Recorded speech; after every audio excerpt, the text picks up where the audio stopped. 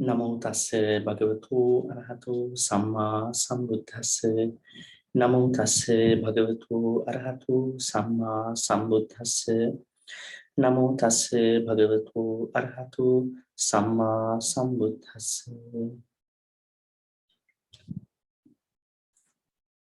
අපි ධර්ම දේශනාවට සම්බන්ධ වෙන කාරුණික පින්තුන් අද 2022 වර්ෂයේ පළවෙනි අභිධර්ම දේශනාව 31 වන දේශනාවයි අද පවත්වන්න තිබෙන්නේ.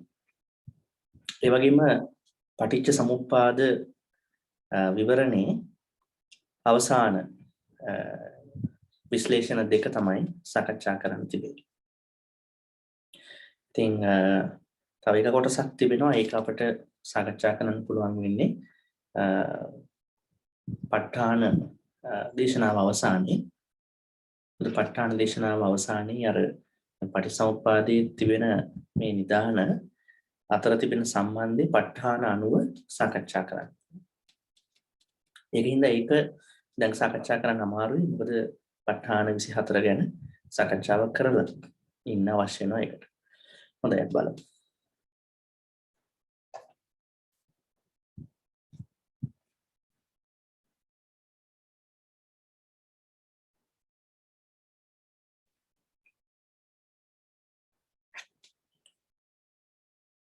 පටිච්චසමුප්පාදයේ විසිවැදෑරුම් ආකාර විශ්ලේෂණය තමයි තිබෙන්නේ කරන්නේ. ඒ කියන්නේ අපි මෙහෙම ගත්තොත් අපි ගිය සිකුරාදා දෙසැම්බර් මාසේ 31 වෙනිදා ඒ අවුරුද්දේ අවසාන දවසේ 2021 සාකච්ඡා කළා සංදි විශ්ලේෂණය සහ චක්‍ර විශ්ලේෂණය කියන විශ්ලේෂණ දෙක.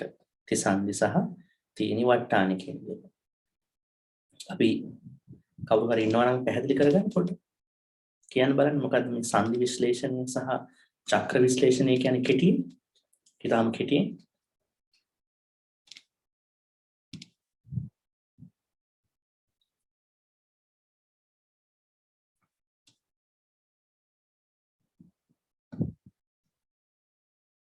මම හිතන්නේ ඇහෙන්නේ නැහැ. මයික් එක මියුට් කරලා මම හිතන්නේ.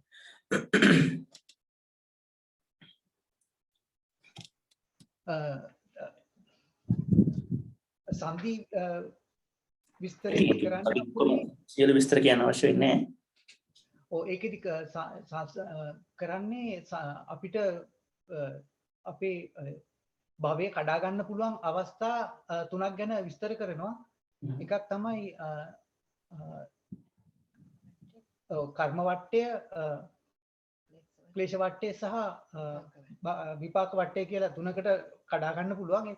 අවස්ථා තුන කඩා ගන්න පුළුවන් වෙන්නේ සංදිස්ථාන තුනකින්.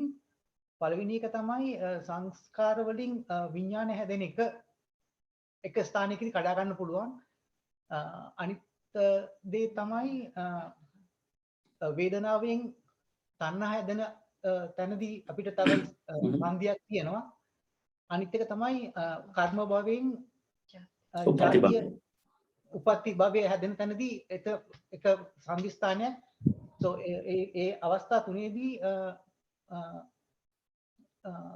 ඒක චක්‍රාකාරව යන විදිය තමයි චක්‍ර ඒක නවත්තන විදිය. ඔව්. සංසාරේ ගමන නවත්ත ගන්න විදිය හැමතැනම වට්ට වලින් කරන්නේ. ඔව්. මම හිතන්නේ මේ අපිට මේ නැවත සැරයක් යන්න විදිහ මම දන්නේ අපි විශ්ලේෂණ ටික ඔක්කොම එකපාරට අනිකුත් දේශනාවට යන්න කලින් මම හිතනවා හැබැයි ස්ලයිඩ්ස් ටික තියෙන නිසා අවශ්‍යත් නැහැ කියලා. මොකද ස්ලයිඩ්ස් ටික තියෙනවා වීඩියෝස් ටික තියෙන නිසා කාලය අපරාධ නිසා ඔබතුමා කිව්වා වගේ මේ භවය කියන්නේ පරිසම්පාදේ නවත්තන්න පුළුවන් තැන් තුනක් තමයි කතා කරන්නේ. සංඛාර විඥාන එක සංදියක්. ඊළඟ වේදනා තණ්හා කියන්නේ තව සංදියක්. ඊළඟට භව සහ ජාති කර්ම භවය සහ උප්පත්ති භවය කියන්නේ තව සංදියක්. මේ තුනට අර කෙලෙස් කම්ම සහ විපාක කියන වට්ට තුන සම්බන්ධ කරා. ඒක තමයි කරේ. ඉතින් ආපු නැති අයට පුළුවන් බලා ගන්න ස්ලයිඩ් එක. තව වෙලාවක් යනවා නේද? හොඳයි. විසිවැදෑරුම් ආකාර විශ්ලේෂණය 20 ආකාරයක තමයි අද ඒක කරනවා අවසාන එකත් කරනවා. මූල විශ්ලේෂණය දෙකම කාලය අවශ්‍ය නිසා නැත්තම් දැන් මේ රූප සටහන කවුරුත් දන්නවා මේක කාල විශ්ලේෂණයේදී කරපු එකක්.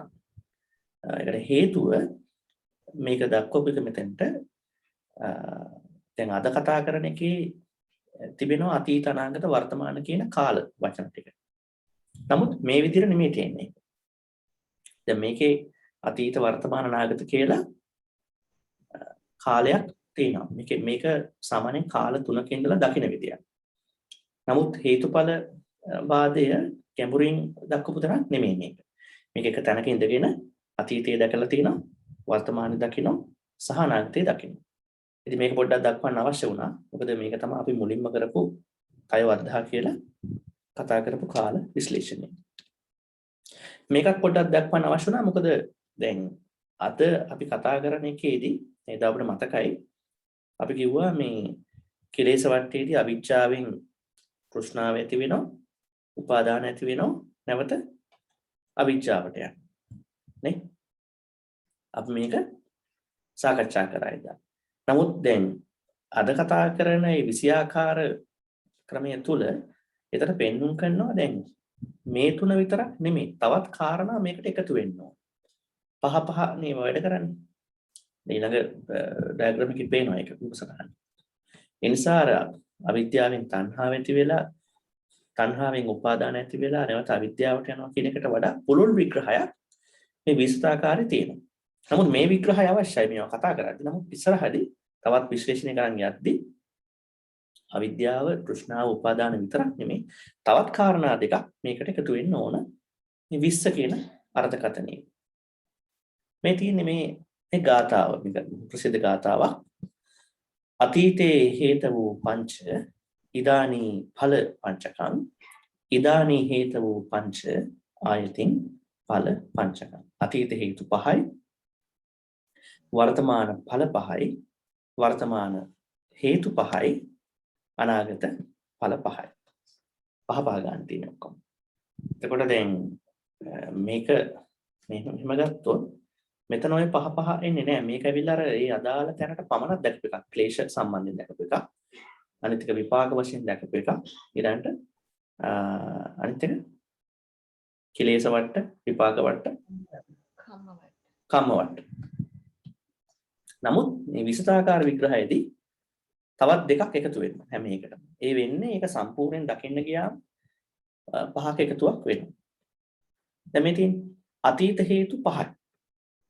දැන් අපි ගත්තොත් අවිජ්ජා සංඛාරණේ අතීත කියලා අපි කියන්නේ.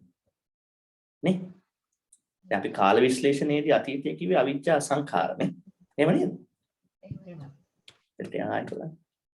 මේ අවිජ්ජා සංඛාර. මේක අතීත කතාව. නමුත් තණ්හා උපාදාන බවත් ඒකත් එක්ක බැඳිලා ඉන්නවා. ඒ කියන්නේ ස්වરૂපේ බැඳිලා ඉන්නවා ඒ ටික. ඒකට හේතුව තමයි අවිද්‍යාවේ සංස්කාරයේ ඇතුලේ තෘෂ්ණාව තියෙනවා. ඒ තෘෂ්ණාව උපාදානය කිරීමක් තියෙනවා. කර්ම භවයක් තියෙනවා. ඒ නිසා අතීතයේ හේතු තුනක් නෙමෙයි, දෙකක් නෙමෙයි, පහක් කියලා පෙන්වන්න කරනවා. තණ්හා උපාදාන බවත් සම්බන්ධ කරනවා. වර්තමාන ඵල පහයි. වර්තමාන ඵල පහක් කියලා කියන්නේ මේ උඩ පේනවා විඥාන නාම රූප සලආයතන පස්ස වේදනා. මේවා වර්තමානයේ අපි ලැබපු ඵල. මොනවා හින්දාද? මෙන්න මේවා නිසානේ අතීත හේතු පහ නිසා අවිද්‍යාව සංස්කාර තෘෂ්ණා උපාදාන භව නිසා අපි ලැබපු දේවල් පහ තමයි විඥානයක් ලැබිලා තිබෙනවා නාම රූපේ යනුව හැදිලා තිනවා ආයතන 12ක් හැදිලා තිනවා ස්පර්ශය ඇති වෙනවා වේදනා ටික තියෙනවා මේ වර්තමානයේ අතීත හේතු පහ නිසා ඇති වෙච්ච වර්තමාන ඵල පහ ඊළඟ දැන් ආයි මෙතනදී මොනවද කරන්නේ දැන් මේ ජීවිතේදී ආයි මොනවද අපි කරන්නේ අර අතීතයේ කරපු හේතු පහම තමයි මෙහිදී ආයි කරන්නේ ඒ පහ නේද තියෙන්නේ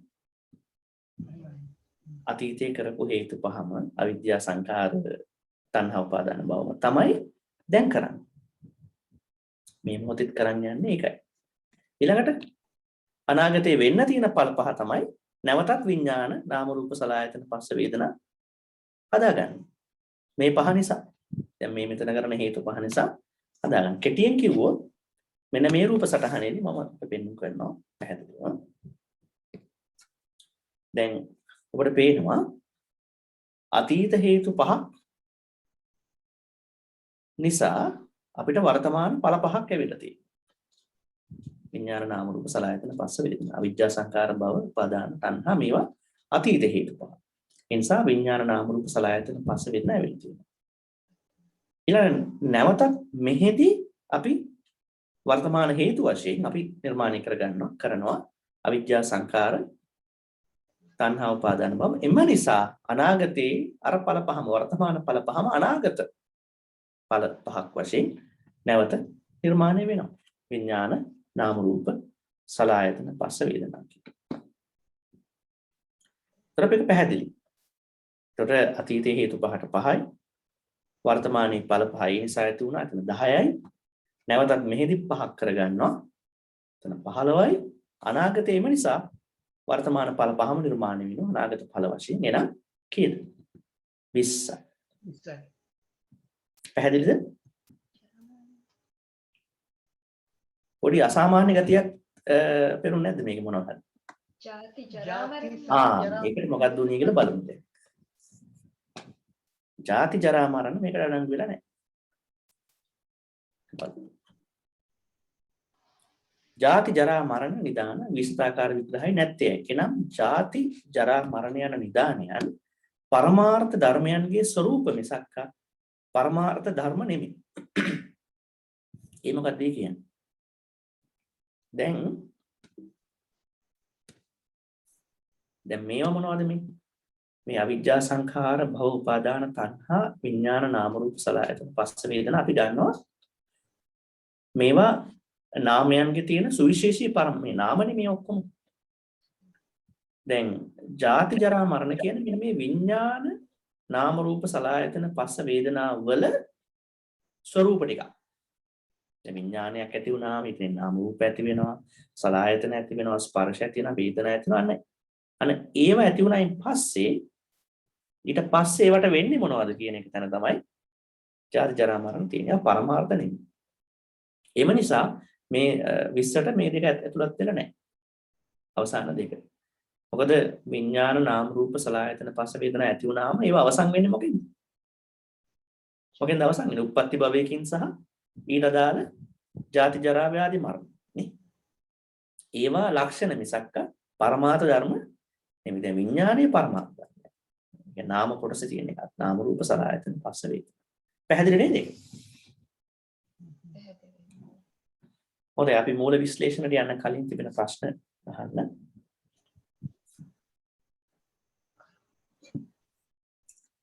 මොනවද ප්‍රශ්න? මේ සම්බන්ධයෙන් හෝ පරණ පරිසම්පාදයේ සම්බන්ධ.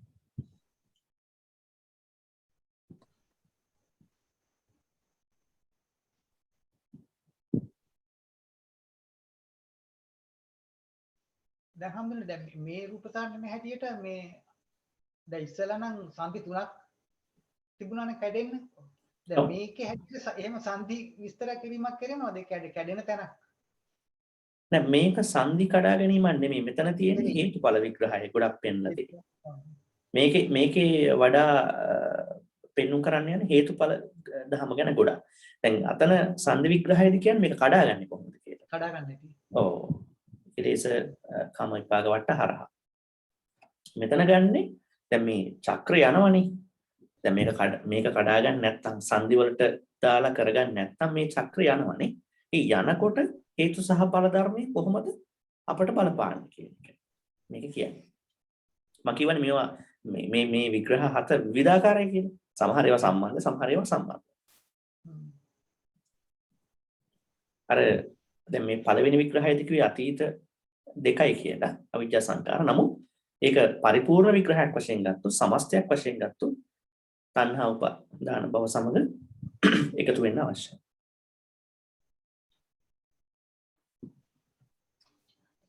එතකොට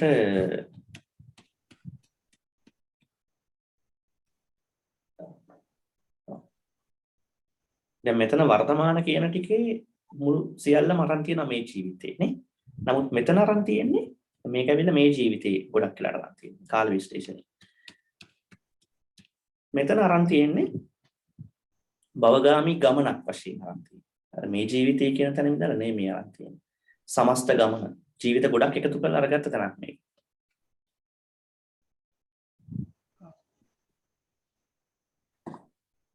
හොඳයි. ප්‍රශ්න මොකුත් නෑ වගේ නේ. පස්සේ අහන්න පුළුවන් නේ. යමු ඊළඟට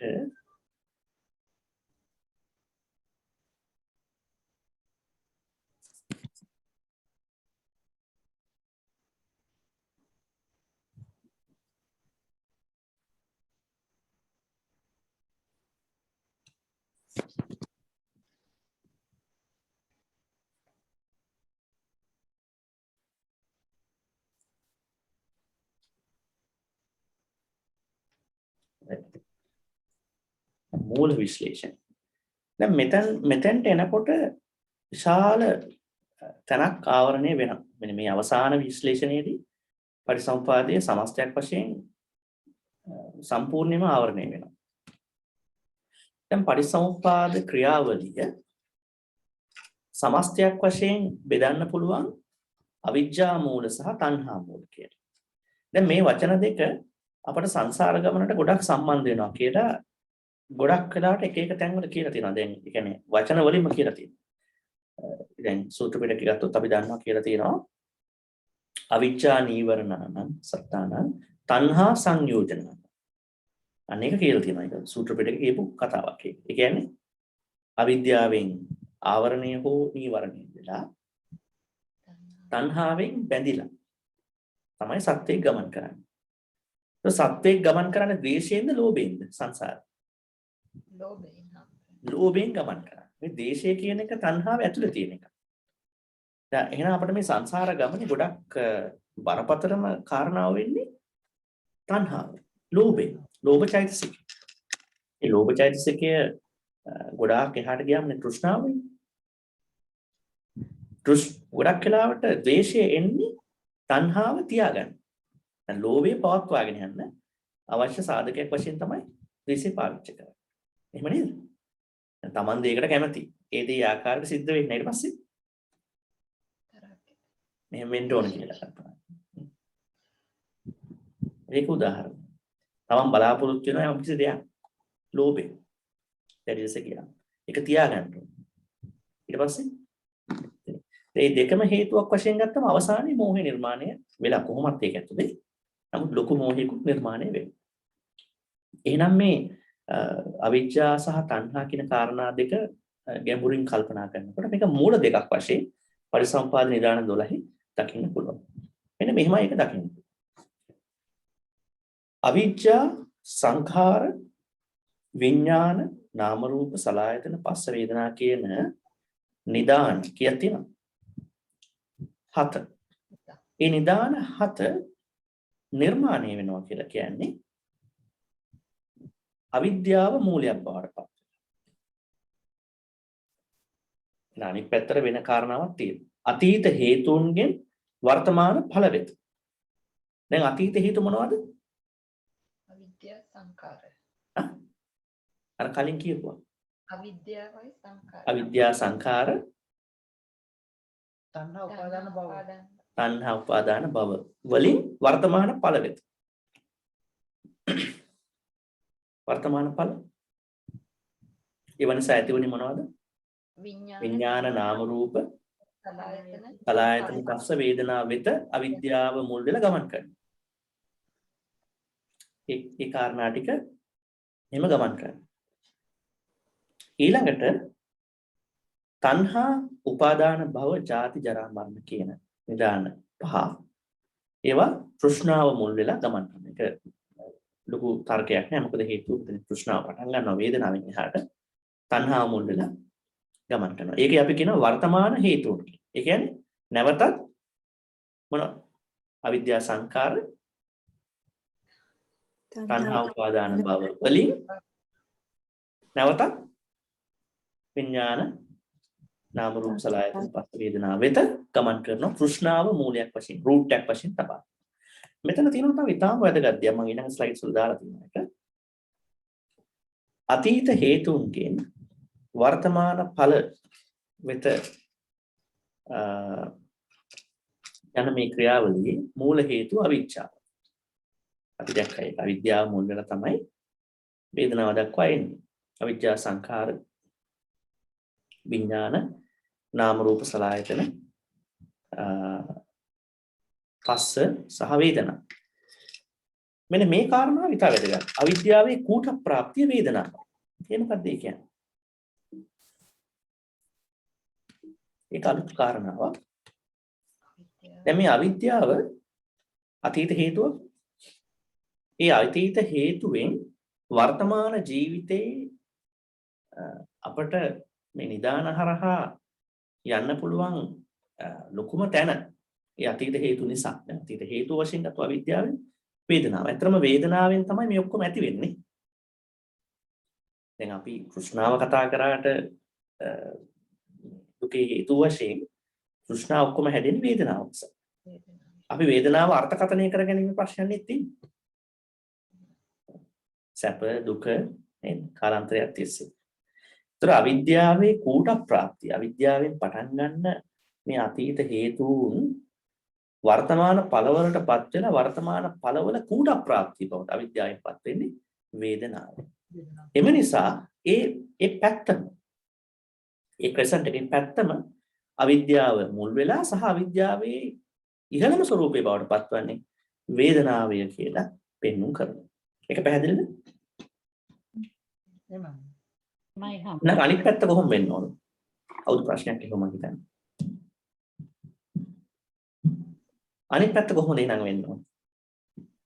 තණ්හාව මූල කරගෙන. තෘෂ්ණාවෙන් පටන් ගත්තා නම් එහෙනම් ඒකේ කූට ප්‍රාප්තිය මොකක්ද? ජරා මරණ. ජරා මරණ. ඒක මෙහෙම බලමු.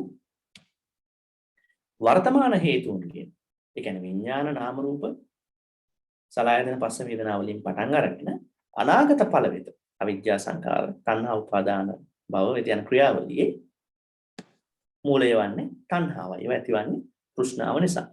වේදනාව පස්සෙන්. ඊළඟට තණ්හාවේ කූට ප්‍රාප්තිය ජරා මරණ. නැවත අපිට මෙතන බලන්න පුළුවන්. ඉතින් පටන් අරගෙන ජරා මරණ දක්වා යන. දැන් මේක අපිට සරලව ගත්තොත් දැන් අද මේ මොහොත වෙනකොට අපේ ජීවිතවල අපිට මේ ගොඩක් අපිට අවිද්‍යාවක් තියෙනවද කියලා අපි හොයාගන්නේ අවිද්‍යාව ප්‍රශ්නයක් කියලා අපිට දැනෙන්න පුළුවන් වන්නේ මේ දැනන විදීම් නිසානේ. විදීම් කියන එක තමයි තියෙන ලොකුම ප්‍රශ්න. ඒක බුදුරජාණන් වහන්සේ පැහැදිලිවම පෙන්වුම් කරලා තිබුණා. සරියුත් මහ රහතන් වහන්සේ ගොඩාක් තැන්වල පෙන්වුම් කරලා තිබුණා. වේදනාව තිබෙන සමහර තැන්වල පෙන්වුම් කරලා තිබෙනවා මේ තෘෂ්ණාව මේ මොනවද? දුකට හේතුව වේදනාව කියන. තෘෂ්ණාව නෙමෙයි කියන්නේ. මොකද තෘෂ්ණාවේ කියන්නේ වේදනාවට හදාගන්න එකක් නේද? එහෙම නේද? තෘෂ්ණාව කියන්නේ වේදනාව සම්බන්ධයෙන් ඇති කරගන්නා වූ විදීමක්. වේදනාව පරිස්සම් කරගත්තොත් එහෙනම් තෘෂ්ණාවක් නිර්මාණය වෙන්නේ නැහැ. එම නිසා අවිද්‍යාව හරහා ආව මේ ගමනේ මේ ජීවිතය ගත්තා අපට වේදනාව තමයි කොහොම මේක. අපි සංසාර ගමනේ අවිද්‍යාව නිසා දැඩිව වේදනාව නිර්මාණය කරගෙන තිබෙනවා. අපි කර්මයට දාලා බැලුවොත් නේ. එහෙම නේද? දැන් මේ ජීවිතෙත් දැන් අපි ගමුකෝ දැන් පරණ කරපු දේශනාවන් වලට දැන් අපි කතා කරානේ ගියාත්මවල ගිය ජීවිතවල අකුසල් අපට පළ දෙන්නේ කොහොමද කියලානේ. කතා කරන්නේ කොහොමද පළ දෙන්නේ? විපාක මොන සිත් වලින්ද පළ දෙන්නේ අපිට? අනිත් අයත් කියනවා නේද? විපාක චිත්ත. ගියාත්මවල අකුසල් පව් හරි මේ ජීවිතේ අතීතේ කරපු පව් අකුසල් අපිට පළ දෙන්නේ මේ හිතක් කරහානේ. දැන් මට දුකයි නැත්නම් ඔබට දුකයි ඔබට වේදනාවක් ඇති වෙනවා කියලා ඒක දැන් වේදනාව නේද කියන්නේ. ඒක මොකක් හරි හිතකින් එපා ඇතිවන්නේ.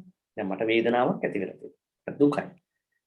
ඊළඟට මට මොකක් හරි නරක වේදනාවක් තියෙනවා. අප්‍රසන්න වේදනාවක් තියෙනවා. මේ ඔක්කොම එහෙනම් හිත ටිකක් කරහානේ ඇති වෙන්න ඕනේ. දැන් අභිධර්මයට අනුව අපට අකුසල් ඵල දෙන්නේ කොහොමද? ඒ කියන්නේ චිත්තයන් හරහා තමයි ඵල දෙන්නේ. අහේතුක මොනවද?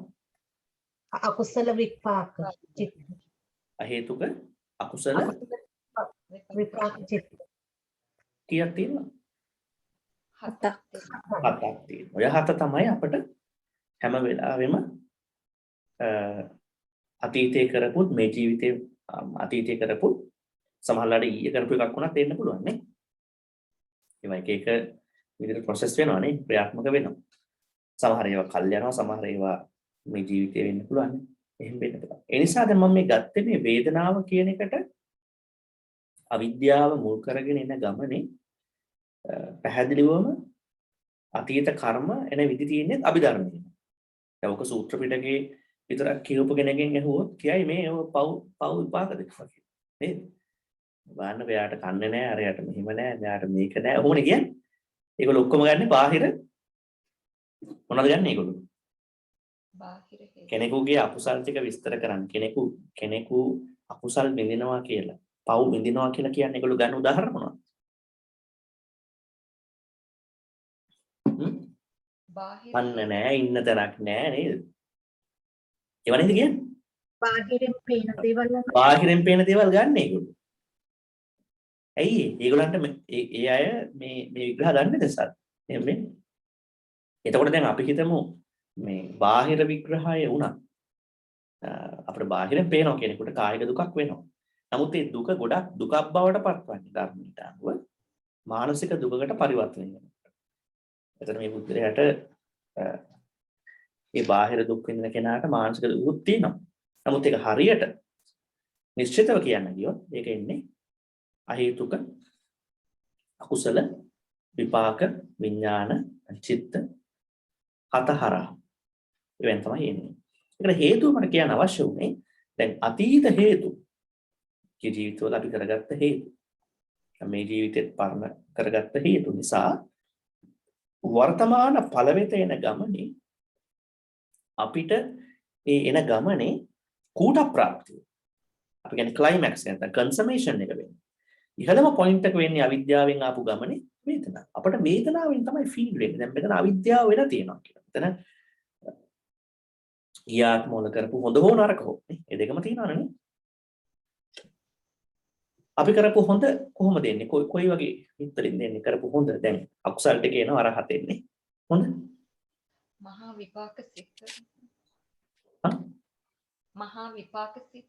දැන් මේ අපි ඔක්කොටම එන ඔක්කොම හොඳ ටික මහා විපාක අටෙන් දෙන්නේ. ඒ ටික විතර දෙන්නේ. අහේතුක කුසල හේතුක කුසල අටෙනුත් එනවා. මහා විපාක අටෙනුත් එනවා. එච්චරද? ලෝකෝත්තර එච්චරද? ක්‍රියාචිත්ත කියන්නේ මේ ජීවිතේ කරන ඒවා නේ. රාතන් වහන්සේලා කරන ඒවා. එච්චරයි. තව තියෙනවා රූපාවචර ලෝක වල කියපු. ඒ අපට දාලා නැහැ ඒවා. කාමාවචර ඒවා නෙමෙයි. තවත් තියෙනවා අරූපාවචර විපාක වගේ නේ. ඒවත් අපිට අදාළ නැහැ. මොකද කාමාවචර ලෝකේ විඳින ඒවා නෙමෙයි. නමුත් කාමාවචර ලෝකේ කෙනෙක් රූපාවචර කුසල් කරගන්න පුළුවන්. අරූපාවචර කුසල් කරගන්න පුළුවන්. නමුත් ඒවා භුක්ති විඳිනකොට ඒ ලෝකයකට යන්න ඕනේ. එහෙනම් දැන් අපි කුසල් කියන්නේ අපි කරපු ගියාත්ම වල කරපු පින් අපට එන්නේ චිත්ත කීයක් කරහද? 16ක්. හා? අකුසල නෑ හොඳේ. අකුසල ඒවානේ 7ක් වෙන්නේ. කුසල හොඳේ. මහේසර විපාක චිත්ත 8යි මහා විපාක 16යි. 16. හිතන්න දෙයක් නෑ 16යි. මම කියන්නේ කාමාවචර ලෝකේ. රූපාවචර අරූපාවචර නෙමෙයි. ලෝකෝත්තර මගඵල කියනවා මේ ජීවිතේ ලෝකෝත්තර තැනකටපත් උනායින් පස්සේ වෙන දේවල්. නමුත් අපිට මොකද ලෝකෝත්තර පුද්ගලයෙකුගේ මේ පින්පව් දෙක නැහැනේ. ඒ පුද්ගලයා පින්පව් දෙක ඔක්කොම නැති කරනවා. එහෙනම් දැන් ඔන්න අද ඉඳලා කෙනෙක් ඔබෙන් ඇහුවොත් ථේරවාද විග්‍රහයට අනුව ඔබට කුසල් ඔබ අත්විඳින්නේ කොහොමද කියලා. එහෙනම් ඒ අත්විඳින්නේ චිත්ත 16ක් වගේ. අකුසල් අත්විඳින්නේ චිත්ත 7ක්. ඉතින් අපි ඕක මේ පහුගිය කාලේ කරා එක තැනකදී අර ටිකක් කරා. ඒ තමයි අර මොනවාද වීති මුත්ත කියන පාඩම. ඊට පස්සේ මේක අපි මෙහෙම හඳුනාගත්තේ නැහැ. අපිට පොඩ්ඩක් තව කරන් තියෙනවා ඒකේ වීති මුත්ත කියන එකේ. මොකද මේ වීති මුත්ත කියන්නේ දැන් අභිධර්මයේ තිබෙනවානේ වීති කියලා එකක්. චිත්ත වීති. අපි චිත්ත වීති කරා. ඊළඟනවා වීති මුත්ත කියලා එකක්. වීති මුත්ත කියන්නේ දැන් චිත්ත වීතියක් ගමන් කරන විදියක් තියෙනවා. නේ? පංචද්වාරා වජ්ජන මනෝද්වාරා වජ්ජන කියලා ගමන් කරන විදිය. ඒ වගේම චිත්ත වීතියක යන්නේ නැතුව ක්‍රමානුකූල චිත්ත වීතියක යන්නේ නැතුවත් හටගන්න චිත්තයන් තියෙනවා. මොනවද ඒවා? මොන වගේ වදේ ක්‍රමානුකූල චිත්ත වීතියක යන්නේ නැතුව එන චිත්ත මොනවද? චුති චිත්තේ මොකද? චුති චිත්තේ චුති චිත්තයන් එකක්. චුති චිත්ත එකක්. චුති චිත්තයට යනවා කියලා අපට පෙන්වන්න පුළුවන් චිත්ත වීතිය. නමුත් චුති චිත්තය කියන එක චිත්ත වීතිය කියන එක නෙමෙයි හරියට. චුති චිත්ත වීතිය කියලා එකක් අපිට වෙනමම හදා ගන්න අමාරුයි. නමුත් අර අපි සාමාන්‍ය චිත්ත වීතියක තැනක චුති චිත්ත එනවා කියලා අපිට කියන්න පුළුවන්. තව පටිසන්ධි චිත්‍රයක් තියෙනවද එහෙම එකක්? ඒකටත් නෑ. චුති චිත්‍ර නැත්තම් ඒකටත් නෑ. මොකද සාමාන්‍යයෙන් අපි චිත්ත වීතියක් කියන්නේ එක්කෝ පංචද්වාරා වජ්ජන චිත්ත වීතියක් හෝ මනෝද්වාරා වජ්ජන චිත්ත වීතියක්. එහෙනම් අභිධර්මයේ තිබෙනවා පාඩම වීති මුත්ත කියලා. ඒ කියන්නේ සාම්ප්‍රදායික චිත්ත වීතියකින් මිදිච්ච චිත්තයන් තිබෙනවා. අන්න ඒකේ ඔය පටිසන්ධි චිත්ත 19 ගැන අපි කරන්නේ. ඒක මම වෙනම වරන් කරා. ඒක බොහොම ලස්සන දේශනාවක් නිසා ඒකක් ඒකේ තියෙනවා. චුති චිත්තෙත් ඒකක්. නමුත් ඒකේ තියෙනවා මේ කර්මය සම්බන්ධ ගොඩක් විස්තර ටික. මම මේක කරන්න බලාපොරොත්තු වෙනවා මේ ප ဋ ාණ දේශනාවෙන් පස්සේ. කර්ම හැදෙන විදිය ඊළඟට කර්මවල තියෙන ඔය විවිධ ලක්ෂණ ඒක තියෙනවා. ඒක තියෙනවා කරන් තව සමුච්චය කියලා දේශනාවක් තියෙනවා. සමුච්චය කියන්නේ ඔය මාතිකා. ඒ ඔය ධම්මසංගණි ප්‍රකරණයේ තියෙනවා මාතිකා. ඒ කියන්නේ මාත්‍රිකා අරගත්ත ඒවා. ඒකත් අපිට කරන්න තියෙන එකක්. නමුත් දැන් අපි ඉස්සරහට යන්නේ ප ဋ ාණ වලට. දැන් මට මේ කියන්න අවශ්‍ය වුණේ දැන් මෙතන මේ මූල විශ්ලේෂණය අපි පටිච්චසමුප්පාදේ ගත්තොත් පටිච්චසමුප්පාදේ අපිට මේ නිදාන ටික දිහා දැක්කම මේ නිදානවල මූල දෙකක් තියෙනවා. එකක් තමයි අවිද්‍යාවෙන් මූලයක් වෙලා තියෙනවා. ඊට පස්සේ තණ්හාවෙන්. මතක තියාගන්න අවිද්‍යා මූලය නිසා තමයි තෘෂ්ණා මූලය හැදෙන්නේ. තෘෂ්ණාවක් කියන එක හැදෙන්නේ නැහැ අවිද්‍යාවකින් තොරව. නමුත් අපි ඒක දෙකක් වශයෙන් ගන්නවා. මොකද මේක 12 කියලා අපි ගත්තයින් පස්සේ දැන් මේ අවිද්‍යා වේදනා දක්වා සාමාන්‍ය ටිකක්. අවිද්‍යාව තියෙනවා සංස්කාර තියෙනවා විඥාන නාම රූප සලආයතන පස්ස වේදනා. ඒ කියන්නේ තාම මේ පුද්ගලයා ටිකක් නරක නැහැ අත්ත වශයෙන්. මේ කියන්නේ මේ ගමන් කරන පුද්ගලයා ගොඩක් ප්‍රශ්නයකට මුහුණ පාලා නැහැ. දැන් ප්‍රශ්නෙට මුහුණ පාන්නේ උන ඊළඟට. කොහෙද මුහුණ පාන්නේ? වේදනාව කලමනාකරණයක් නොකර ගන්නව අවස්ථාව. ඊට පස්සේ මේ පුද්ගලයා මේ වේදනාව තෘෂ්ණාව බවට පත් කරගන්නවා. ඊළඟට තෘෂ්ණාවෙන් එහාට ගිහිල්ලා මේ උපාදාන හදා ගන්නවා. ඊට පස්සේ භවය හදා ගන්නවා. ඊට උප්පත්ති භව හදා ගන්නවා. ජරා මරණයටපත් වෙනවා. හොඳයි. එහෙනම් අපිට ඊළඟට ඒ ස්ලයිඩ්ස් වල අවසානයේ කතා කරන්න පුළුවන් කාරණා කීපයක් තියෙනවා. මෙම මූලයන් දෙක නැති කර ගැනීමෙන් එයට අදාළව පවතින අනෙකුත් ධර්මද නැති වෙලා යනවා. එහෙනම් කවුරු හරි කෙනෙක් උත්සාහ කරනවා නම් මට අවිද්‍යා මූලය තියෙනවා. ඒ අවිද්‍යා මූලය නිසා මගේ මේ වේදනාව දක්වා නිදාන ටික ඇති වෙලා තියෙනවා. ඊළඟට ඒ ටික මුල් වෙලා ඊට පස්සේ තෘෂ්ණාව ඇති වෙලා එතන නිදාන ටිකක් ඇති වෙනවා. ඒක තණ්හා මූලය. තෘෂ්ණාව මුල් කරගෙන ටික ඇතිවන්නේ. එහි කොට ප්‍රාප්තිය ජරා මරණ කියලා දකින්න පුළුවන් නම් ඒ දෙක ඔස්සේ වැඩ කරන්න පුළුවන් නම් ඊට සම්බන්ධ ආනුෂංගික දේවල් නැති වෙලා යනවා. එහෙනම් කෙනෙක්ට හිතන්න පුළුවන් අවිද්‍යාව කියන්නේ සසර පවතින හේතුව. ඒකට තවත් අපි ඉන්ධන ටික දාගන්නේ තෘෂ්ණාව හරහා. එහෙම ගන්න පුළුවන් කියන්නේ. නමුත් මේ දෙකම මූලයන්. නමුත් මෙතන වෙන මේ කාරණාව වැදගත්. දැන් කෙනෙක් අහන්න පුළුවන් ඇත්තටම අවිද්‍යාවද අපේ මූලය? අපි මේ කතා කරා දවසක්. අපේ මූලය දැන් අපි සසර ගමන් කරන්නේ අවිද්‍යාවම නිසාද? ඔව් අවිද්‍යාව නිසා තමයි. නමුත් අවිද්‍යාවට හේතුවක් තියෙනවා. කිසිම දෙයක් හේතු වලින් ග්‍රහිත නැහැ. දැන් ඔය ඕක තමයි ප ဋ ාණන්දි කියන්නේ. අවිද්‍යාවට වෙන හේතුව මොකක්ද? මේක සරියුත් මහරහතන් වහන්සේ මජ්ක්‍ධිම නිකායේ සම්මාදිට්ඨි සූත්‍රය තුනහස කියනවා. ආශ්‍රව වල මේ අවිද්‍යාවේ සමුදය තමයි ආශ්‍රව කියලා කියන්නේ. ඔය ආශ්‍රව කියන්නේ මොකක්ද? ශ්‍රව කියන්නේ මොකක්ද? ෆ්ලක්ස් කියන එක. ආශ්‍රවකම ඉන්ෆ්ලක්ස් එකක්. මේක ගමන් කරාගෙන අපි තුලට එන ඉන්ෆ්ලක්ස් එකක් වෙනවා. එතකොට කාමයේ එහෙම ගලාගෙන එනවා. භවය ගලාගෙන එනවා. දෘෂ්ටි ගලාගෙන එනවා. අවිද්‍යාවත් ගලාගෙන එනවා. ඒ මොකක්ද කියන්නේ? ඒ මොන අවිද්‍යාවද? දැන් පරණ අවිද්‍යාවක් තියෙනවා. දැන් මෙතනත් අපි අවිද්‍යාවක් කරනවා නේ. එහෙම නේද? දැන් පරණ ජීවිතවල අවිද්‍යාව නිසා මෙහි ඇවිල්ලා මෙහෙත් අපි අවිද්‍යාව හදාගන්න. එතකොට දැන් අපිට මේ ආශ්‍රව කියන පදෙත් හරි වැදගත්. මේක කොහෙද සඳහන් වෙන්නේ සාමාන්‍යයෙන් අපිට? දැනුවත් මට්ටමට සබ්බාසව සූත්‍රය. අන්න ඒක හොඳ තරක් මේ වැඩේ පටන් ගන්න. දැන් මේ ස්ලයිඩ් එකෙන් කියන එක. සබ්බාසව සූත්‍රය. සබ්බාසව කියන්නේ මොකක්ද? සබ්බ ආසව. සියලු ආශ්‍රව සම්බන්ධව කියපු සූත්‍රය. එතන මේ සූත්‍රයෙන් මොකක්ද කියන්නේ? ආශ්‍රව නැති කරගන්න ක්‍රම 8ක්. හැමතැනම ක්‍රම 8ක්. බුදුහාමුදුරුවෝ සර්වඥයන් වහන්සේ කියනවා ජානතෝවා පස්සතෝවා සබ්බාසවං khයං වදාන. අන්න ඒක හරි වැදගත් කතාවක්. මම දැනගෙන දැකලා සියලු ආශ්‍රවයන්ගේ කෙලවර කිරීම ඔයාලට කියලා දෙනවා. දැන් අපි කියන්නේ අපි කෙනෙක් කතා කරද්දී ඔක්කොම කියන්න පුළුවන්. ජානතෝවා පස්සතෝවා සබ්බාසවං khයං වදාන. නෝ අජානතෝ නෝ අපස්සතෝ. මම නොදැනගෙන නොදැකලා මේකේ එක කියන්නේ. ඒ වගේම උන්වහන්සේ කියනවා මේක කරන්න පුළුවන්. දැනගෙන දැකලා මම කියන්නේ ඔයාලටත් මේක කරන්න පුළුවන්. එතකොට මේ දැන් මේ කිලේශ කියන පදයයි ආශ්‍රව කියන පදේ වෙනසක් තියෙනවා. ඔබට හිතෙන්නේ මොකක්ද?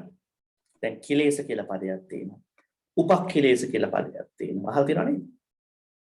සාමාන්‍යයෙන් අපි කතා කරන වචන ආශ්‍රව කියලා වචනයක් තියෙනවා. මේ සියලුම කෙලෙස් මේ අන්තිම අර්ථයේ මේ ඔක්කොම කෙලෙස් නේ. ඔක්කොම කතා කරපු දේවල් ඒ කෙලෙස් ටික නැත්නම් දූෂණය වෙන දේවල් ටික නිර්මාණය වන්නේ ආශ්‍රම හරහා. එතකොට මොනවද මේ දැන් ඔබ කල්පනා කරලා බලන්න සසර ඔබට අවිද්‍යාව ඇති වෙලා තිබෙන්නේ මේ කාරණා හතර නිසා. මොනවද? කාමයේ ආශ්‍රවයක් වෙලා. ඒකට අනිවාර්යෙන් තෘෂ්ණාවනේ කියන්නේ. නේ? දැන් මෙතන කවුරු හරි කෙනෙක් ස්නානය කරනවා. කැම ටිකක් කනවා. ඒක නෙමෙයි ඒක කැමැත්ත. නමුත් ඒකට කවුරු හරි කෙනෙක් තෘෂ්ණා කරනවා. මට මේ විදිහටම ස්නානය කරන්න. මේ විදිහටම වෙන්න ඕන. මේ විදිහටම කන්ට ඕන. මේ විදිහට මගේ බලාපොරොත්තු ඉෂ්ට වෙන්න. ඔන්න එතකොට ලෝභය හට ගන්නවා. ලෝභය නිර්මාණය කර ගන්නවා නේ. නමුත් සාමාන්‍ය ජීවිතයේ කැමැති හැම එකක්ම තෘෂ්ණාව වෙන්නේ නැහැ. අපි කිව්වනේ. අපි දවසක් එක්ක කතා කරා. භවආසව කියන්නේ ඔබට අවිද්‍යාව හැදෙන්න තව හේතුවක් තමයි ආශ්‍රමයක් වශයෙන් එන භවයට තිබෙන භවය නැමැති ආශ්‍රය. මොකද භවය කියන ආශ්‍රය? සංසාරේ උපදින්න තියෙන ආසාව. එහෙම නේද? ඒක ලෝක වලට ගිහිල්ලා නේද? ඒක දේවල් වල නිර්මාණය වෙලා ඒක ආශ්‍රමයක් වශයෙන් සර්වඥයන් වහන්සේ පෙන්නනවා. ඒ කියන්නේ ඒක අවිද්‍යාව හැදෙන්න හේතුවක් නේ.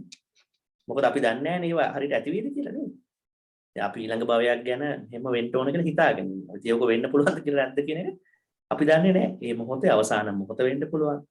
නැත්තම් ඒ තියෙන ස්වરૂපයන් වෙන්න පුළුවන්. අපට අදහසක් නැහැ නේ. ඒතර එහෙම දෙයකට එහෙම බොහොම අවිනිශ්චිත කාරණාවකට අපි බලාපොරොත්තු වෙන දෙයකට ගොඩාක් ආසාවක් තියාගෙන කැමැත්තකින් පසු වුණා. අවිද්‍යාව හදාගන්න ලොකු හේතුවක් බවට භවයපත් වෙනවා. මේ කියන්නේ කර්ම භවයනේ. ඊළඟ දිඨාස. දිඨාස කියන්නේ දිට්ඨි හදාගන්න. ඒක මත හදාගෙන අන්න. හරිම වැදගත්. ඒතකොට ගොඩක් මිනිස්සු සංසාරේ පවතින නැත්නම් අවිද්‍යාව හදාගන්න ගොඩාක් අයට හේතුවක් වෙන්නේ Taman දරන මත, දේශපාලනික මත, ආගමික මත, සමාජීය මතනේ. ගොඩක් මිනිස්සු මැරෙන්නේ ඕවයි නේද? ඔය කාමාසවේ තියෙන්න පුළුවන් භවආසම ගොඩාක් මිනිස්සු අන්තිම මොකදෙත් මැරෙන්නේ මොකෙන්ද? එක එක මත හදාගන්න. එහෙමනේ. දැන් ඒකනේ කියන්නේ බුදුහාමුදුරුවෝ සම්මාදිට්ඨිය මැරෙන්නේ කියලා. අර මේ මහා කම්ම විභංග සූත්‍රයේ මජ්ක්‍ධිම නිකායේ. ඒ උන්වහන්සේ පෙන්වන්න කරනවා එක පුද්ගලයෙක් ඉන්නවා. ඒ පුද්ගලයා ඊටාම නරක වැඩ කරපු පුද්ගලයෙක්. නමුත් අවසාන මොහොතේ එයා මේ අවසාන මොහොතේ මැරෙනවා. එයා මැරිලා හොඳ ස්ථානික උප්පත්තිය ගන්නවා. එහෙම වෙන්න පුළුවන්. තවත් පුද්ගලයෙක් ඉන්නවා ඊටාම හොඳට කුසල් කරපු කෙනෙක්. එයා මිය ගිහිල්ලා නරක ස්ථානයක උපදිනවා. ඔන්න ඕකයි කියන්නේ ඕක ගැන ගොඩාක් ඊළඟ ජීවිතේ මෙහෙම වෙන්න පුළුවන් කියලා හිතන් ඉන්න අයට ඔන්න හොඳ උදාහරණ ටිකක් ඒක. ඒ වගේම තවත් තියෙනවා අවසාන මොහොතේ හොඳ කරලා හොඳ ස්ථානික උත්පත්ති ලැබන අය ඉන්න පුළුවන්. ඒ වගේම වැරදි අකුසල් කරපු අය නරක ස්ථානවල උත්පත්ති ගන්න පුළුවන්. නමුත් අර කාරණා දෙකක් තියෙනවා. අපි සම්මතය දන්නේ හොඳ කරලා ස්ථාන වලට යනවා නරක කරලා නරක ස්ථාන වලට යනවා ඒ දෙක තියෙනවා. නමුත් ඊට අමතරව අර කාරණා දෙකක් තියෙනවා. ඒකට හේතුව තමයි අවසාන මොහොතේ සම්මා දිට්ඨියද මිච්ඡා දිට්ඨියද මේ පුද්ගලයා තුළ පවතින කියන කාරණා. එහෙනම් සම්මා දිට්ඨිය සහ මිච්ඡා දිට්ඨිය කියන්නේ මතවාද ටික. එහෙම නේද? සම්මා දිට්ඨිය හෝ මිච්ඡා දිට්ඨිය කියන්නේ මතවාද ටික. කෙනෙක් කියන්න බලන්න මොනවද මේ කියන්නේ? අපි මේ දිට්ඨාසවේ තේරුම් ගන්න. දැන් මේ පටිසමුපාද විස්තරේ විශ්ලේෂණ 7 මේම ඇවිල්ලා මේ මූල විශ්ලේෂණයේ අවසානයේ ඒක ඉවර කරන්නේ අවිද්‍යාවට මූලයක් තියෙනවා. ඒක හොයාගෙන යන්න ඕනේ කියලා. දැන් මේ කරන්නේ ඒකයි අවසාන. දැන් කෙටියෙන් කියන්න බලන්න මේ සම්මාදිට්ඨිය සහ මිච්ඡාදිට්ඨිය සරලව හඳුනගන්නේ කොහොමද කියලා? ලෞකික සම්මාදිට්ඨිය කාරණා ටික හම්බුනේ. අපට යන්න වෙනවා ඊටාම ඒ කියන්නේ ක්‍රමානුකූලව මේ සම්බන්ධව දේශනා කරපු සූත්‍රයක් විතර. නැතුව මේක එහෙම මෙහෙන් අල්ලන්න බෑ. සමහරු පින්පව් දන්නේ නැහැ කියන වගේ සරල තැනකට යනවා. සමහරු චතුරාර්ය සත්‍ය දැනීම නොදැනීම තැනට යනවා. එහෙම තියෙනවා. දීවකේක තැන්වල කියපු කාරණා. දැන් මේක විස්තරයක් කරගන්න ඕන නම් අපිට යන්න වෙනවා මජ්ක්‍ධිම නිකායේ මහා චත්තාරීසක සූත්‍රය. මේ සූත්‍රය තමයි මේ සම්මාදිට්ඨිය ඉතා පැහැදිලිවම දේශනා කරලා තිබෙන්නේ.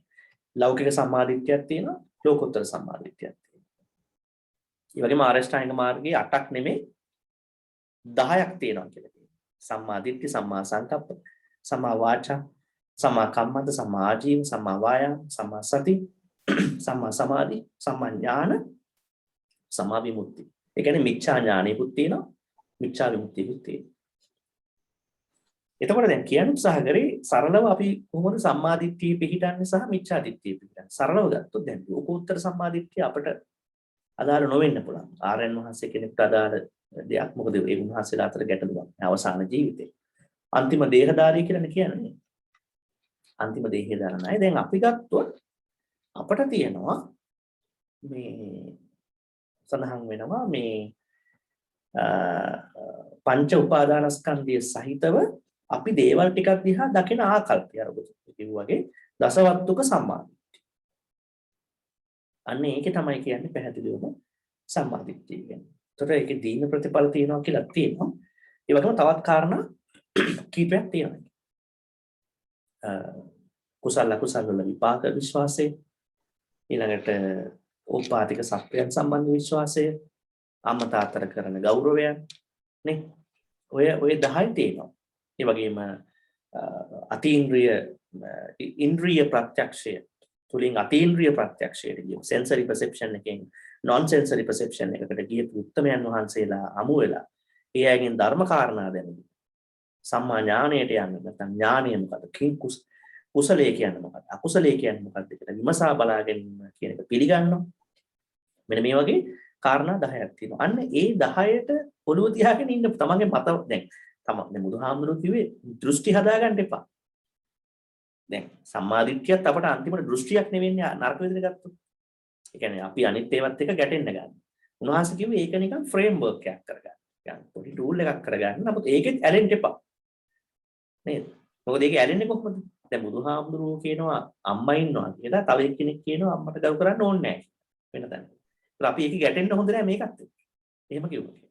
අපි අදහසක් ගන්නවා යහපත් දැකීමක් ඇතුව වාසය කරනවා නම් මෙන්න තියෙනවා ෆ්‍රේම්වර්ක් එක. රාමුවක් තියෙනවා අපිට. නමුත් ඒක දෘෂ්ටියක් කරගන්න බෑ. මොකද දෘෂ්ටි කියන ඒවා ඔක්කොම දෘෂ්ටි. අවසාන අර්ථයේදී සියල්ලම දෘෂ්ටි බවට පත්වනවා. නමුත් අර කියනවා සම්මාදිට්ඨිය. ඒ නිසා මේ දැන් ගොඩක් අයට වෙන්නේ ඕක නෙමෙයි. ගොඩක් අයට වෙන්නේ ඒකළු තාම දැඩි මත හදාගන්න. ඇත්තට මේ දැඩි මත සියල්ලම හැදෙන්නේ අභිධර්මයට අනුව කොහොමද? අභිධර්මයට අනුව දෘෂ්ටිය හැදෙන්නේ කොහොමද? ඒකත් අපි සාකච්ඡා කරා ගොඩක්. දැන් ලෝභ චෛතසිකේ හැදෙනවා. චෛතසික වලින්. හා? චෛතසික. මොකක්ද? ඔව්. දැන් මේ දෘෂ්ටි කියන්නේ චෛතසිකයක්ද? ඔව්. දිට්ඨි කියන්නේ චෛතසිකයක්ද? සිත. අකුසල චෛතසිකයටත් එනවා නේද? අමුදනේ දිට්ඨිය. ඔව් මම අහන්නේ ඒක තමයි. අභිධර්මයේ දිට්ඨිය කොහෙද කියලා තියෙන්නේ කියලා මම අහන්නේ. චෛතසිකවල චෛතසිකවල කොහෙද තියෙන්නේ මොන චෛතසිකයක්ද? අකුසල චෛතසිකවල අකුසල චෛතසිකය. අපි අකුසල චෛතසික බෙදුවා නේද? කොහොමද බෙදුවේ? අකුසල චෛතසික 14ක් තියෙනවා කිව්වා නේද? ඒ 14න් අපි කිව්වා ඕනම අකුසලයක් කරනවා. කියන්නේ අපි ඕනම නරක වැඩ. අකුසලයක් කියන්නේ දස අකුසල. නේද? ඔය දස අකුසලයේ කරන අයට අපි කියනවා දස අකුසල කර්මපතේ ජීවත් වෙන කට්ටිය කියලා. අන්නේ වැඩ කරද්දී අපට චෛතසික 4ක් හැම වෙලාවෙම වැඩ කරනවා නේ. අපි එහෙම කිව්වනේ. එහෙම. ඒ කියන්නේ අපි කෙනෙක් ප්‍රාණඝාතය කරනවා. කෙනෙක්ව විනාශ කරන්න. ඒක භෞතිකව කරනවා. ඊළඟ මානසිකව කරනවා මනස වශයෙන්, ව්‍යාපාදයක් වශයෙන්. සොරකම් කිරීම කරනවා. නරක විදිහට හැසිරෙන. බොරු කියන. ඊළඟට ආහාර පාන වල පිළිවෙලක් නැහැ. සීමාවක් නැහැ. තමන්ගේ සීමාව දන්නේ නැතුව ආහාර පාන. බුදුහාමුදුරු කියනනේ මේක කන්න එපා මේක කන්න එපා. භෝජනේත මච්ඡන්නේ. භෝජනේච මත්තන්නේ. ආහාරේ ප්‍රමාණය දැනගෙන වාසය කරන්නේ.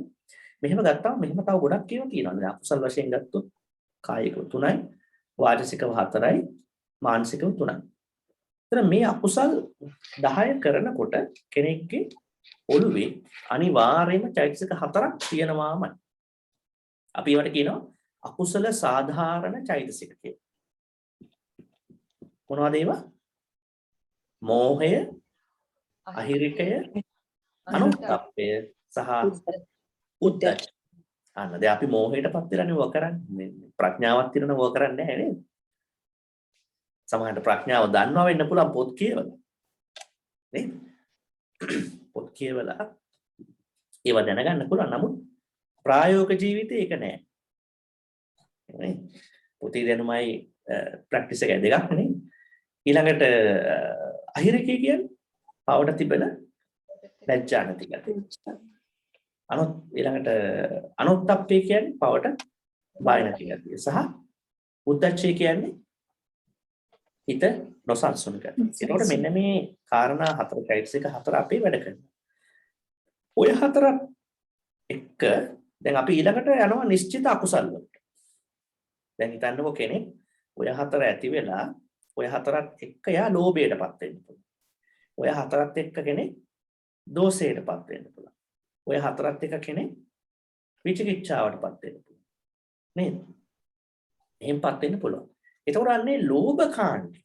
අන්නේ චෛතසික කොටේ ලෝභ කාණ්ඩේ එන අකුසල චෛතසිකයක් තමයි දෘෂ්ටිය කියන්නේ. දිට්ඨිය කියන්නේ පාලියෙන් කිව්වොත්. දැන් ඔබට තේරෙනවා දිට්ඨිය එන්නේ කොහෙන්ද? ලෝභය හරහා. ඒ කොහොමද එන්නේ? ඒ කියන්නේ ලෝභය ඇතුලෙන් තමයි දිට්ඨිය එන්නේ. දැන් අපි මතවාදයක් හදාගන්න ගියාම මතවාදෙට ඇලෙන්න ඕනේ ඉස්සෙල්ලා. මෙහෙම නේ. තමන් ඒක තමයි කිව්වරම. කිව්වේ ඒක සම්මා දිට්ඨියට ඇලීම කියන එක ප්‍රශ්නයක්. ඒක අපි විශ්වාස කරගෙන ෆ්‍රේම්වර්ක් එක හදාගෙන ගමන් කරනවා විනා ඒකට ඇලෙන්න ගියොත් අපි දෘෂ්ටිගත වෙනවා. ඒක අපිට මඟ පෙන්වීමක් පමණක් වශයෙන් අපි යොදා ගන්න. මේ ගමන යන ආර්ය ගමන යන්න. එතකොට දිට්ඨිය කියන එක එන්නේ ලෝභය හරහා. ඒ නිසා එන මිච්ඡා දිට්ඨිය අදහස් ටික අපි අඩු කරගන්න අවශ්‍ය නිසා තමයි අර මඟ පෙන්වීමක් වශයෙන් සම්මා දිට්ඨිය තියෙන. ගොඩක් අයට අවිද්‍යාව හදාගන්න හේතුව තමයි දෘෂ්ටි. ඊළඟට අවිද්‍යාව සම්බන්ධ කාරණා. අවිද්‍යාව කියන්නේ මෙතන විද්‍යාව නැතිකම. විද්‍යාව කියන්නේ මෙතන විද්‍යාව කියන්නේ මේ ජීවිතේ කරන ඒවා නෙමෙයි. මේ මම කියන්නේ විද්‍යාව කියන්නේ සයන්ස්ද? නෑ.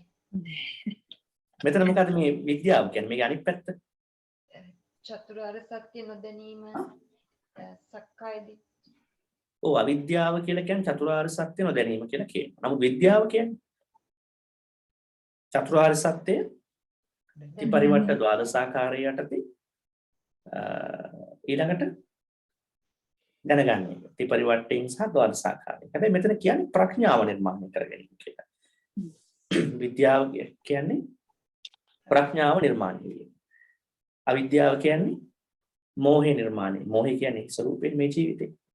දැන් මේ ජීවිතේ අපි ගත කරන හැම මොහොතක්ම අපි ගත කරන්න ඕන විද්‍යාව නිර්මාණය කරගන්න.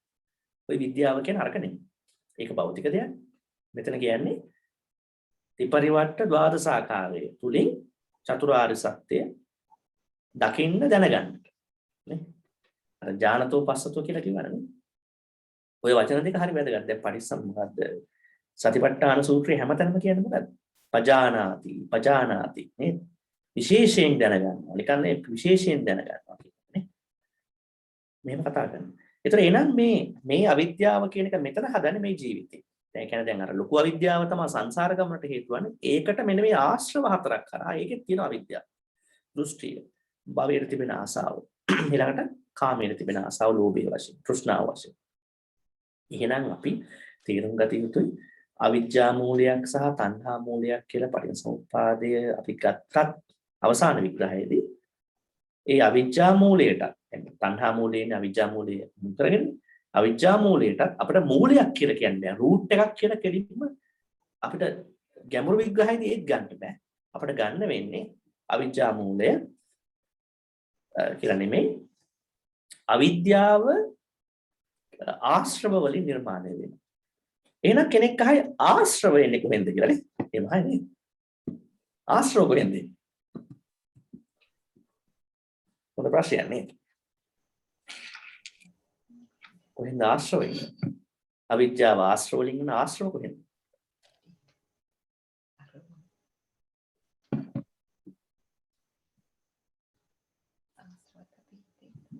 මේවා මිහින්දාඩි දාන ප්‍රශ්න වෙන්න පුළුවන්. අන්න ඒක තමයි අපි ප ဋ ාණ ඉගෙන ගන්න. මෙතන තියෙන්නේ මොකක්ද දන්නවද? මේ දෙකම සම්බන්ධ වෙන ප්‍රත්‍යක් තියෙනවා. අපි ඒක ඉගෙන ගමු. ලබන දවසට. ඒ කියන්නේ අවිද්‍යාවයි ආශ්‍රවයි දෙකට දෙක සම්බන්ධයි. ඒ කියන්නේ ආශ්‍රව වලින් අවිද්‍යාව හදනවා. අවිද්‍යාවෙන් ආශ්‍රව හදනවා. අන්න ඔය කියන්නේ ප ဋ ාණ ධර්මය. හරි. ප ဋ ාණ ධර්මයක් තමයි ඒ කියන්නේ.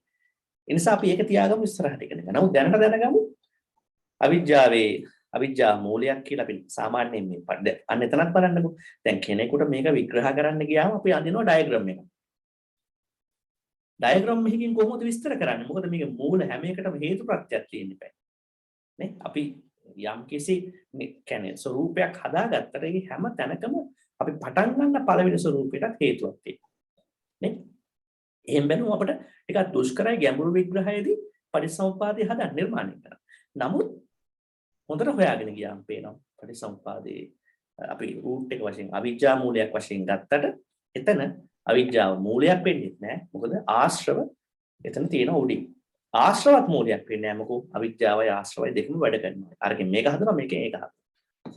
එහෙම ගත්තයින් පස්සේ අන්න එහෙම අපි ඒක දකින්න ඕන. ඒ වගේම වෙනත් ඔබට මතකද මේ අවිද්‍යාව සම්බන්ධ වෙන අවස්ථා? අපි සාකච්ඡා කරපු නොකරපු තැන් වල අවිද්‍යාව සම්බන්ධව බහපු තැන් තිබුණා.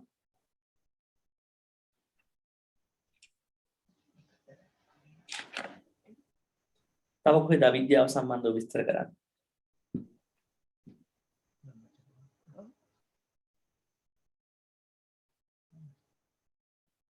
අපි කතා කරා අවිද්‍යාවයි මෝහයයි සම්බන්ධ. එහෙම නේද? ඒ දෙකේ වෙනස මොකක්ද? මෝහය කියන්නේ මේ ආත්මේ යෙදෙන එක. ඔව් මෝහය කියන්නේ අවිද්‍යාව නිසා අපි මේ ජීවිතයේ පසුවන ස්වરૂපය. ඒ අවිද්‍යාවට ඍජුව සම්බන්ධයි. නා අවිද්‍යාව සහ මෝහය කියන්නේ එකක් නෙමෙයි. ඒකේ තිබෙන ස්වરૂපයක්. හොඳයි වෙනත් ප්‍රශ්න මොනවද තිබෙන්නේ? මේ සම්බන්ධ වූ පරම ඒවා සම්බන්ධව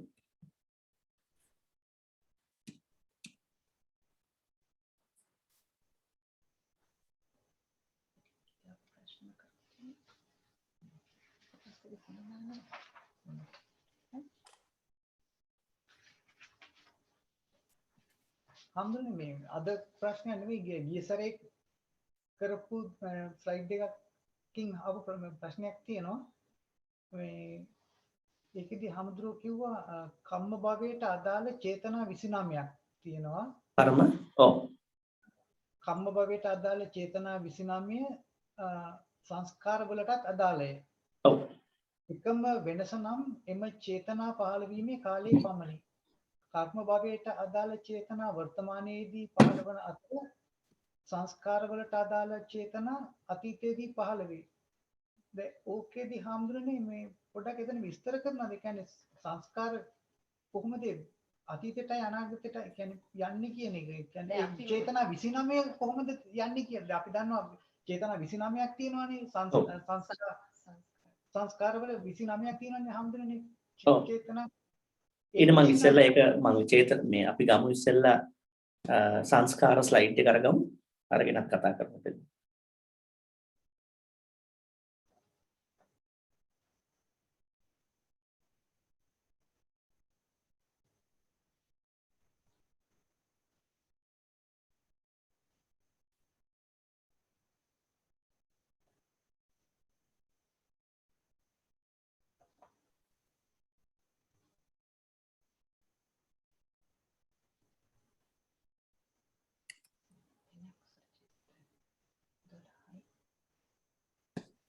මහ විපාක 8යි.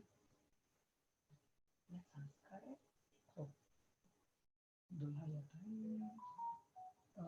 4යි විපාකය.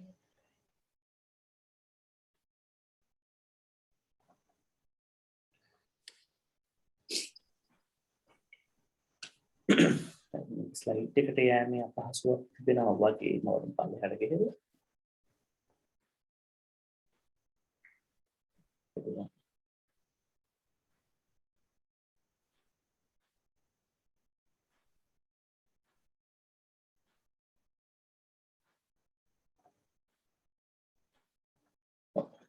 එතකොට සංස්කාර නේ. ඉතින්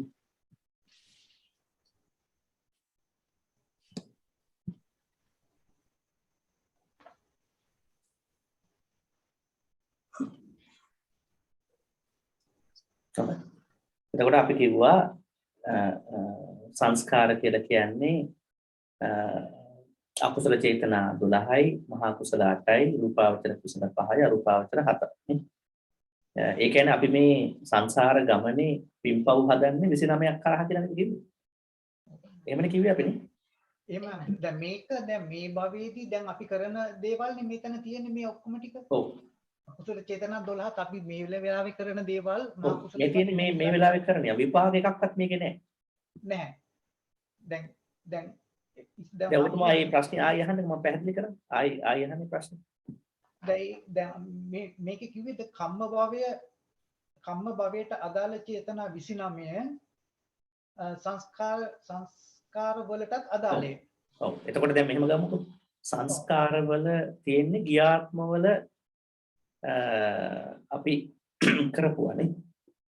ගියාත්මවල අපි දැන් මේ වෙලාවේ කරන්නේ වන්නේ මෙතන ඔව් ඒක තමයි මෙන්න හදන්නේ. මෙන්න හදන්නේ ඒකට.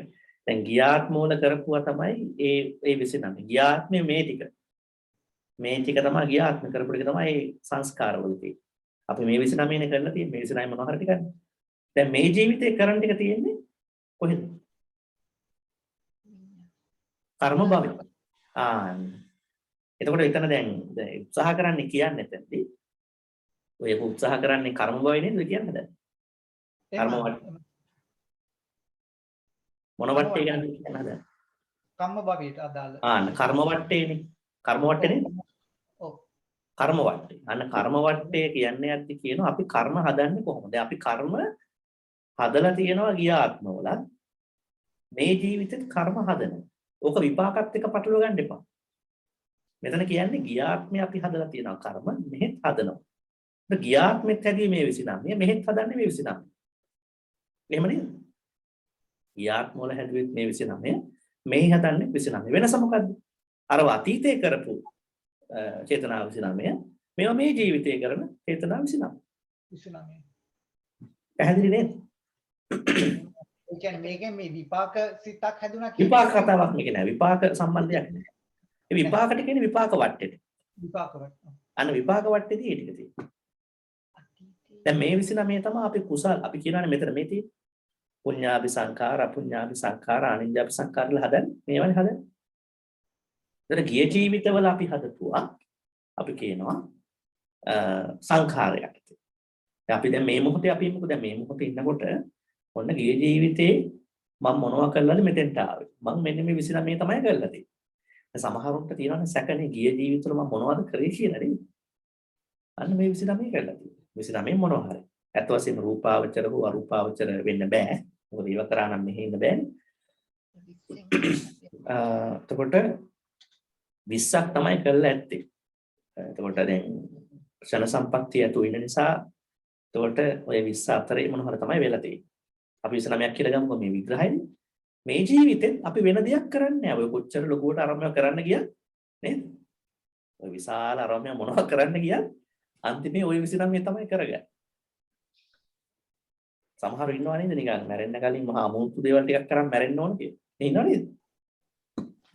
ඔය තමයි කරන්නේ. ඔය 29න් එහා එකක් කරන්නේ නැහැ කවුරුවත්. අන්න ඒක හොඳ අදහසක් මේක. දැන් ඔය මොනවා කරන්න කිය මෙතනට තමයි එන්නේ. මේ 29න් එහාට මුකුත් කරන්නේ නැහැ. මේ 29 තමයි ඉපදිලා තියෙන්නේ හැමතැනම. මේ 29න් තමයි අපි ඉපදිලා තියෙන්නේ. මේ අන්න හරි මේ 29න් අපි ඉපදිනවා. ඒ කරපු හින්දා ඔය ටිකම දැන් මෙතන ආයේ ඔය 29 කරනවා. ඔව් 29 කරනවා. ආයිත් කරනවා.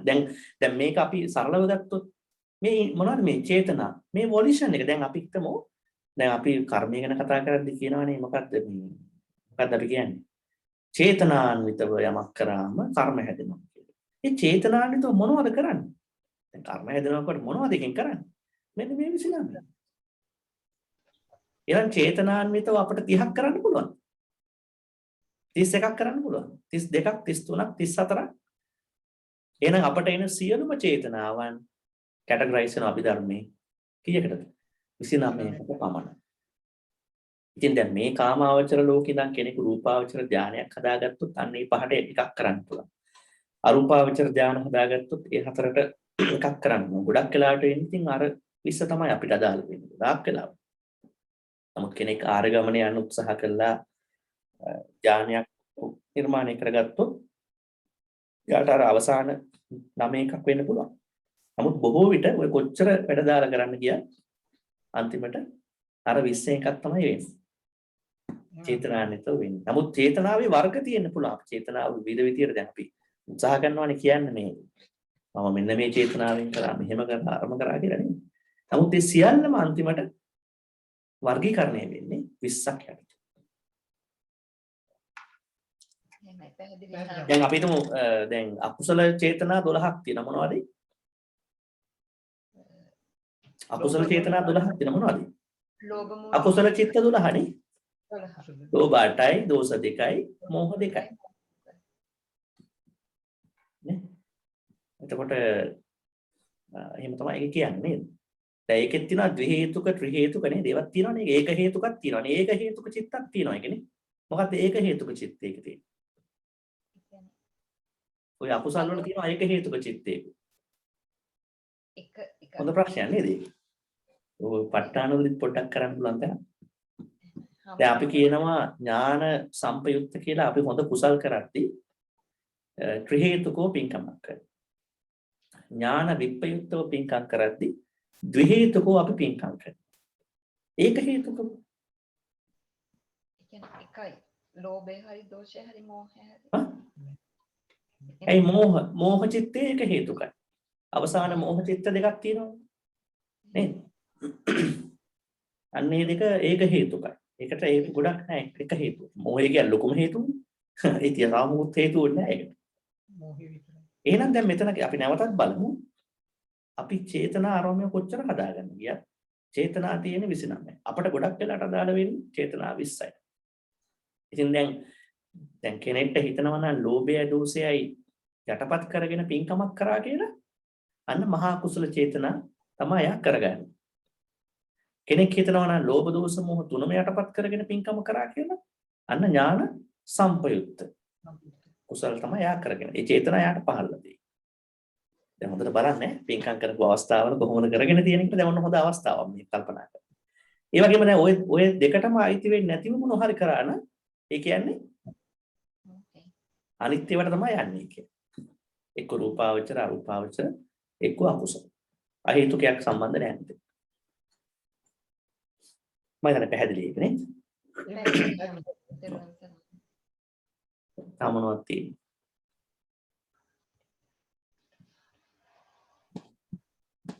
අද පරිසම්පාදේ අවසන් කරන්න නිසා ඒක අහන්න මොනවා හරි තිබෙනවා නම් පහුගිය කරපු. ඒතර දැන් අපි කරලා තිබෙනවානේ අදට 7යි නිදාන 12යි දවස් සති 19ක් කරලා තිබෙනවා මේ පරිසම්පාද සම්බන්ධව නේ. ඒතකොට ලොකු කාලයක් කරපු නිසා මොනවා හරි තවත් තිබෙනවා නම් අහන්න පුළුවන්. හම්දුනේ මේ විපාක වටය පොඩ්ඩක් පැහැදිලි කරනවද හම්දුනේ? ඒක දැන් කියන්නේ විපාක වටයේදී වෙන්නේ මොකද්ද කියන එක? ඒක විපාක වටේ. දැන් අපියන් ගිය අවුරුද්දේ ගියසරේ කතා කරන්නේ මෙතන.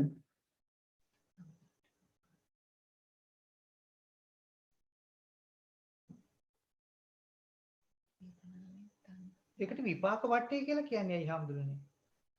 ඒ කියන්නේ විපාක නිසා මේ නිදාන හරහා ගමන් කරනවා කියලා කියන්නේ. මේකේ දැන් නිදානවල ගොඩක අපි ගමන් කරනවානේ සංසාරේ. විපාක නිසා අපි ගමන් කරන්නේ අන්නේ නිදාන. දැන් මේ තියෙන විභව කර්ම භවය, උප්පත්ති භවය, ජරා මරණ, විඥාන, නාම රූප, සලආයතන, පස්ස වේදනා කියන ඒකේ ඒ අන්න ඒ සර්කල් එකේ අපි ගමන් කරනවා. දැන් මෙතනට අපි ගමු. ඔව්. දැන් අපි හිතමු මෙහෙම දැන් අපි කරපු මොනවා හරි දේවල් නිසා දැන් ජරා මරණනේ අපට උරුම වෙන්නේ අන්තිමට නේද? ජරා මරණ උරුමුණයින් පස්සේ ඊට පස්සේ දැන් අපි මෙතනින් අපි ගමු විඥාණයෙන්. විඥානයක් අපිට හට ගන්න. ඒතර දැන් උප්පත්ති භවයෙන් ඊට පස්සේ ඊළඟට පැහැදිලිව තියෙනවා. විපාක වටය වෙනස් කළ හැක්කේ වේදනා තණ්හා සංයුතිය. විපාක වටය අවිජ්ජා සංඛාර තණ්හා උපාදාන නිදාන හතර මගහැර කටයුතු කරයි. ඒත් එහෙනම් අවිජ්ජා සංඛාර සහ තණ්හා උපාදාන නැතුව දැන් අපි කරපු කුසල අකුසල නිසා දැන් ඔය කරපු චේතනා නිසා 29 නිසා අපි විඥාන නාම රූප සලආයතන පස්ස වේදනා වල සමහරවිට තණ්හාවක් ඇති නොකරගත්තත් අපි භවයට ජාතියට ජරා මරණයට යනවා. ඒ කොහොමද? ඒ කුසල් කරත් එහෙමනේ. අපි කියවනේ මේවා කුසල් කියලා. කෙනෙක් දැන් මේ කඩාගෙන යන්නේ කුසල් පැත්තේ. කිලේශ වට්ටයක් කෙනෙක් කුසලයේ පැත්තට බර වෙලා යනවා. විපාක වට්ටේ කුසලයේ පැත්තට. කම්ම වට්ටේ කුසලයේ පැත්තට. ඊට පස්සේ අපි කිව්වේ දැන් අර සංදි තුනක් තියෙනවා. ඒ සංදි තුන කඩාගන්න කෙනෙක් කිලේශ වට්ටේ හරහා වෙන්න පුළුවන්. විපාක වට්ටය හරහා වෙන්න පුළුවන්. කම්ම වට්ටය හරහා වෙන්න පුළුවන්. විපාක වට්ටයෙන් කියන්නේ මේ කවුරු හරි කෙනෙක් අකුසල් නෙමෙයි කුසල් කරගෙන කුසල සංඛාර කුසල සංඛාර කියනවා. කුසල සංඛාර කරගෙන කොහොමද යා අවිජ්ජා සංඛාර වලට යන්නේ නැතුව හැබැයි වේදනාවක් තියෙනවනේ. එතනින් එහාට භවෙක් ගමන් කරන්නේ. ඒකට තණ්හා උපාදාන යට දාල වෙන්නේ නැහැ. ඒක තමයි එතනින් කියන්නේ. ඒ කියන්නේ ඒකෙනුත් මේ භව නිරෝධයක් වෙනවද එතන කියන්නේ? ඒ වෙනවනේ. දැන් මෙතනින් වේදනාවෙන් භවයට පයින්නේ කොහොමද කෙනෙක්? තණ්හා උපාදාන බයිපාස් කරලා. අපි එදා කිව්වා. කෙනෙක් කොහොමද වේදනාවෙන් තණ්හා උපාදාන යන්නේ නැතුව භවයට පැනගන්නේ? කර්ම භවයට යන්නේ කොහොමද? මම කිව්ව උදාහරණයක් එද. වේදනානුපස්සනාව වඩලා. අන්න. දැන් කවුරු හරි කෙනෙක් මේ සංසාරෙන් එයා එනවා. යාට විඥාන නාම රූප සලආයතන පස්ස ඇති වෙලා ජීවත් වෙලා අවසාන මොහොතේ යාට වේදනානුපස්සනාව ගැන හොඳ ප්‍රැක්ටිස් එකක් ඇති වෙලා කාලයක් තිස්සේ කරන්න ඕනේ. දවසින් කරන්න බෑ. දැන් අද හවස මැරෙනවා මම අද වේදනානුපස්සනාව කරනවා කියලා කරන්න බෑ මේ වැඩි. කාලයක් තිස්සේ කරන්න වැඩක්. අන්නේ කාලයක් තිස්සේ වේදනාව පිළිබඳව. වේදනාව කියන්නේ මොකක්ද? Tamanට ඇති වෙන වේදනා වර්ග මොනවද? නේද? වේදනාව මම දකින්නේ කොහොමද? වේදනාව මගේ කියලා ගන්නවද නැද්ද? ඒවා වඩනකොට වේදනානුපස්සනාව. වේදනානුපස්සනාව වඩනකොට වැඩුවම එයා ආර්ය ස්වરૂපයටපත් නොවුනොත් එයා කර්ම භවයක් හැදෙනවනේ. එයා කෙලින්ම කර්ම භවයට යනවා. නමුත් අපි කරන්නේ වේදනානුපස්සනාව වඩන්නේ නැති නිසා අර පැත්ත යනවා. අර කොහෙද? තණ්හාවට ගිහිල්ලා උපාදාන ගිහිල්ලා එහෙම යනවා ඒ පැත්ත. ඒතර මෙයා කරන්නේ වේදනාවෙන් කෙලින් භවයට ගිහිල්ලා ඊට පස්සේ ජාතියට ජරා මරණයට දැන් සමහර වෙලාවට මෙයා ආර්ය තත්ත්වයටපත් වෙන්නේ නැති වෙන්න පුළුවන්. හරි? නමුත් එයා කුසලය තුල පමණක් ගමන් කරන කෙනෙක්. එහෙම වෙන්න පුළුවන් නේ. දැන් මේකේ අපි දකිනවනේ සමහරු පව් කරනවා. සමහරු ආර්ය තත්ත්වයටපත් වෙනවා. ඒ සමහර කෙනෙක් ඉන්න පුළුවන් කුසල් විතරක් කරගෙනම සංසාර ගමනේ යන කට්ටිය. එහෙම ඉන්න පුළුවන් නේද? දිගින් දිගට මෙයා උපදිනවා කුසල සංඛාර වලින් පමණක්. ඒතර එහෙම කෙනෙකුගේ ස්වરૂපය තණ්හා උපාදාන නැති වෙලා නැවත භවයට යනවා. ජරාම නැවත විඥානෙට. ඒතර අවිද්‍යා සංඛාරය නිර්මාණය කරගන්නවා අඩුයි. ඒතර මේ ගමන යාගේ බොහොම පහසු ගමනක් වෙන්න පුළුවන්. එයා මොකද ආර්ය මට්ටමකටපත් වෙන්න පුළුවන් අවදානම ස්වરૂපේ ඊටාම වැඩි. ඒක පැහැදිලිද? එහෙමයි හම්දුනේ. පැහැදිලි නැත්තම් කියන්න ඕන. මොකද ආයි පැහැදිලි හම්දුනේ. දැන් මම කිව්වා නේද සසර ගමන තමයි පටිච්චසමුප්පාදයෙන් අර්ථවත් කරන්නේ. ඒ සසර ගමන නවත්තන්න පුළුවන් තැන් තුනක් තියෙනවා කියලා පටිච්චසමුප්පාදෙ පෙන්නනවා. අපි සංදි තුනක් කියලා කියනවා. අන්නේ නවත්තන්න පුළුවන් තැන් තුන කියන්නේ කෙනෙක් කුසලය පාවිච්චි කරලා ඒ තැන් තුනෙන් මිදෙනවා. ඒතරන්නේ ඒක තමයි මේ කිව්වේ කිලේශ වට්ටය තුල කෙනෙක් අයින් වෙන්න පුළුවන්. කිලේශ වට්ටය හරහා කෙනෙක් විපාක වට්ටෙන් සසරෙන් මිදෙන්න පුළුවන්. පටිච්චසමුප්පාදේ නවත්තන්න පුළුවන්. ඊළඟ කෙනෙක් කම්ම වට්ටෙන් යන්න පුළුවන්. දැන් ඒතර එහෙම කරනකොට පටිච්චසමුප්පාදේ සියලු අංගවල එයා ගමන් කරනවා. නෑ. මොකද එයා බයිපාස් කරගෙන යන්නේ. බයිපාස් කරන් යනවා කියන්නේ එයා පටිච්චසමුප්පාදයෙන් මෙදෙන්න තියෙන මොනවද කියන්නේ? తত্ত্বය ස්වરૂපේ වැඩි. ඒක නිසා නේද මේකට ඉංග්‍රීසියෙන් ලූප් මොනවද කිව්වේ? ෆීඩ්බැක් ලූප්ස් කියලා නේද? දැන් අපි ආයිත් බලමු තවත් මේක ගිසතියේ නොආප් කෙනෙකුට තේරුම් ගන්න. දැන් මේකේ බලන්නකෝ මෙන්න මෙතන කිලේශ වට්ටය. නේ? අපි කිලේශ වට්ටයේදී පෙන්눔 කරා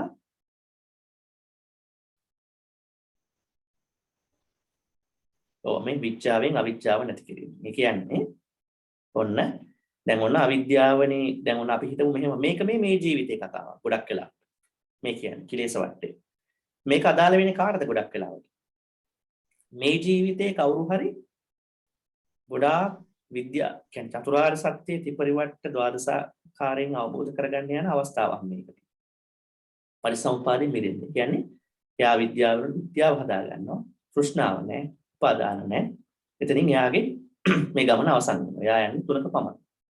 ඊළඟ මෙතන කම්ම වට්ටෙන් අර දැන් උතුමහා ප්‍රශ්නේ. ඒ කියන්නේ මේ පුද්ගලයා සංස්කාර තිබෙනවා, භවයේ තිබෙනවා. මේ අනිත් ඒවායි කිසිහෙක එයා ගමන් කරන්නේ.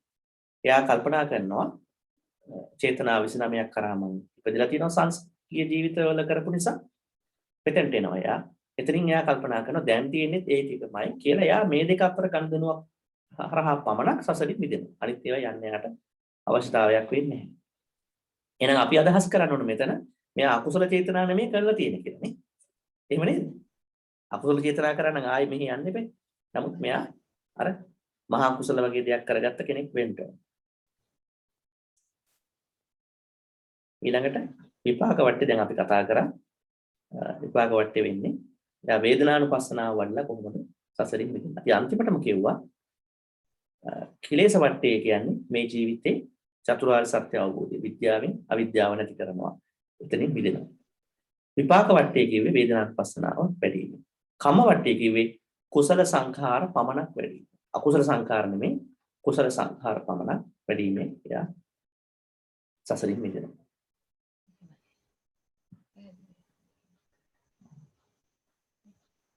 එතන ඇත්තටම හම්දුනේ කියන්නේ කම්ම වටේදී එයාට මිදෙන්න පුළුවන් වෙන්නේ මේ කුසල සංස්කාරයන් වැඩිම තුලින්. ඔව් කුසල සංඛාරයන් වැඩිම තුලින්. වැඩිම තුලින්. දැන් කුසල සංඛාරයන් වඩලා තියෙනවා යා ගියා. කරලා තියෙනවනේ. කරලා තියෙනවා මේ ජීවිතෙත් කරනවා යා. කරනවා. ඊට පස්සේ යාට තේරෙන්න ගන්නවා දැන් ගියාත්මෙත් මං කරලා තියෙනවා. දැනුත් මං කරන්න ඕන වෙනසක් තියෙනවා අතීතයේ සහ වර්තමානයේ සංඛාර කියලා තේරුම් ගන්න. යාට පෞද්ගලිකව අවබෝධ වෙනවා.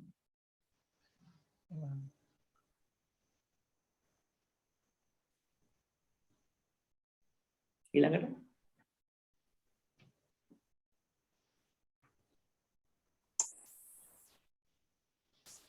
ස්වාමීන් වහන්සේ ඒ කියන්නේ දැන් අපි බුදුදහමේ ඉගෙන ගන්න ආර්ය අෂ්ටාංගික මාර්ගයයි මේකයි මේ පටිච්ච සමුප්පාදයයි දෙක ඔක්කොම එකයි නේද එතකොට?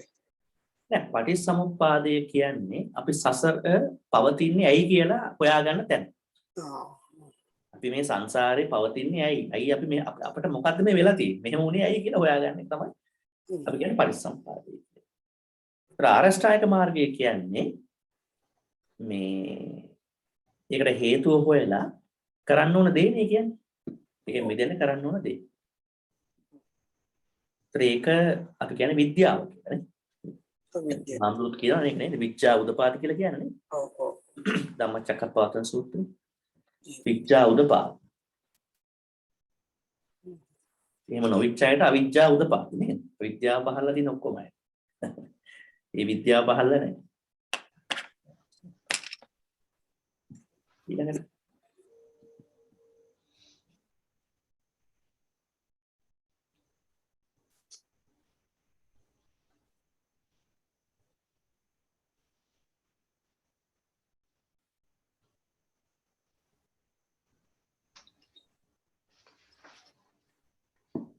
අපි දැන් ආයේ මුලටම යමු අවිජ්ජාවට යමු අවිජ්ජා සංඛාර අපි කරපු ඉතින්දා අපි කරපු දේවල් ගොඩාක් තිබුණා පහුගිය කාලේ. මම දැන් මාස 5ක විතර කාලයක කරපුවා වෙන්න ඕන මේ ඔක්කොම ගත්තොත්.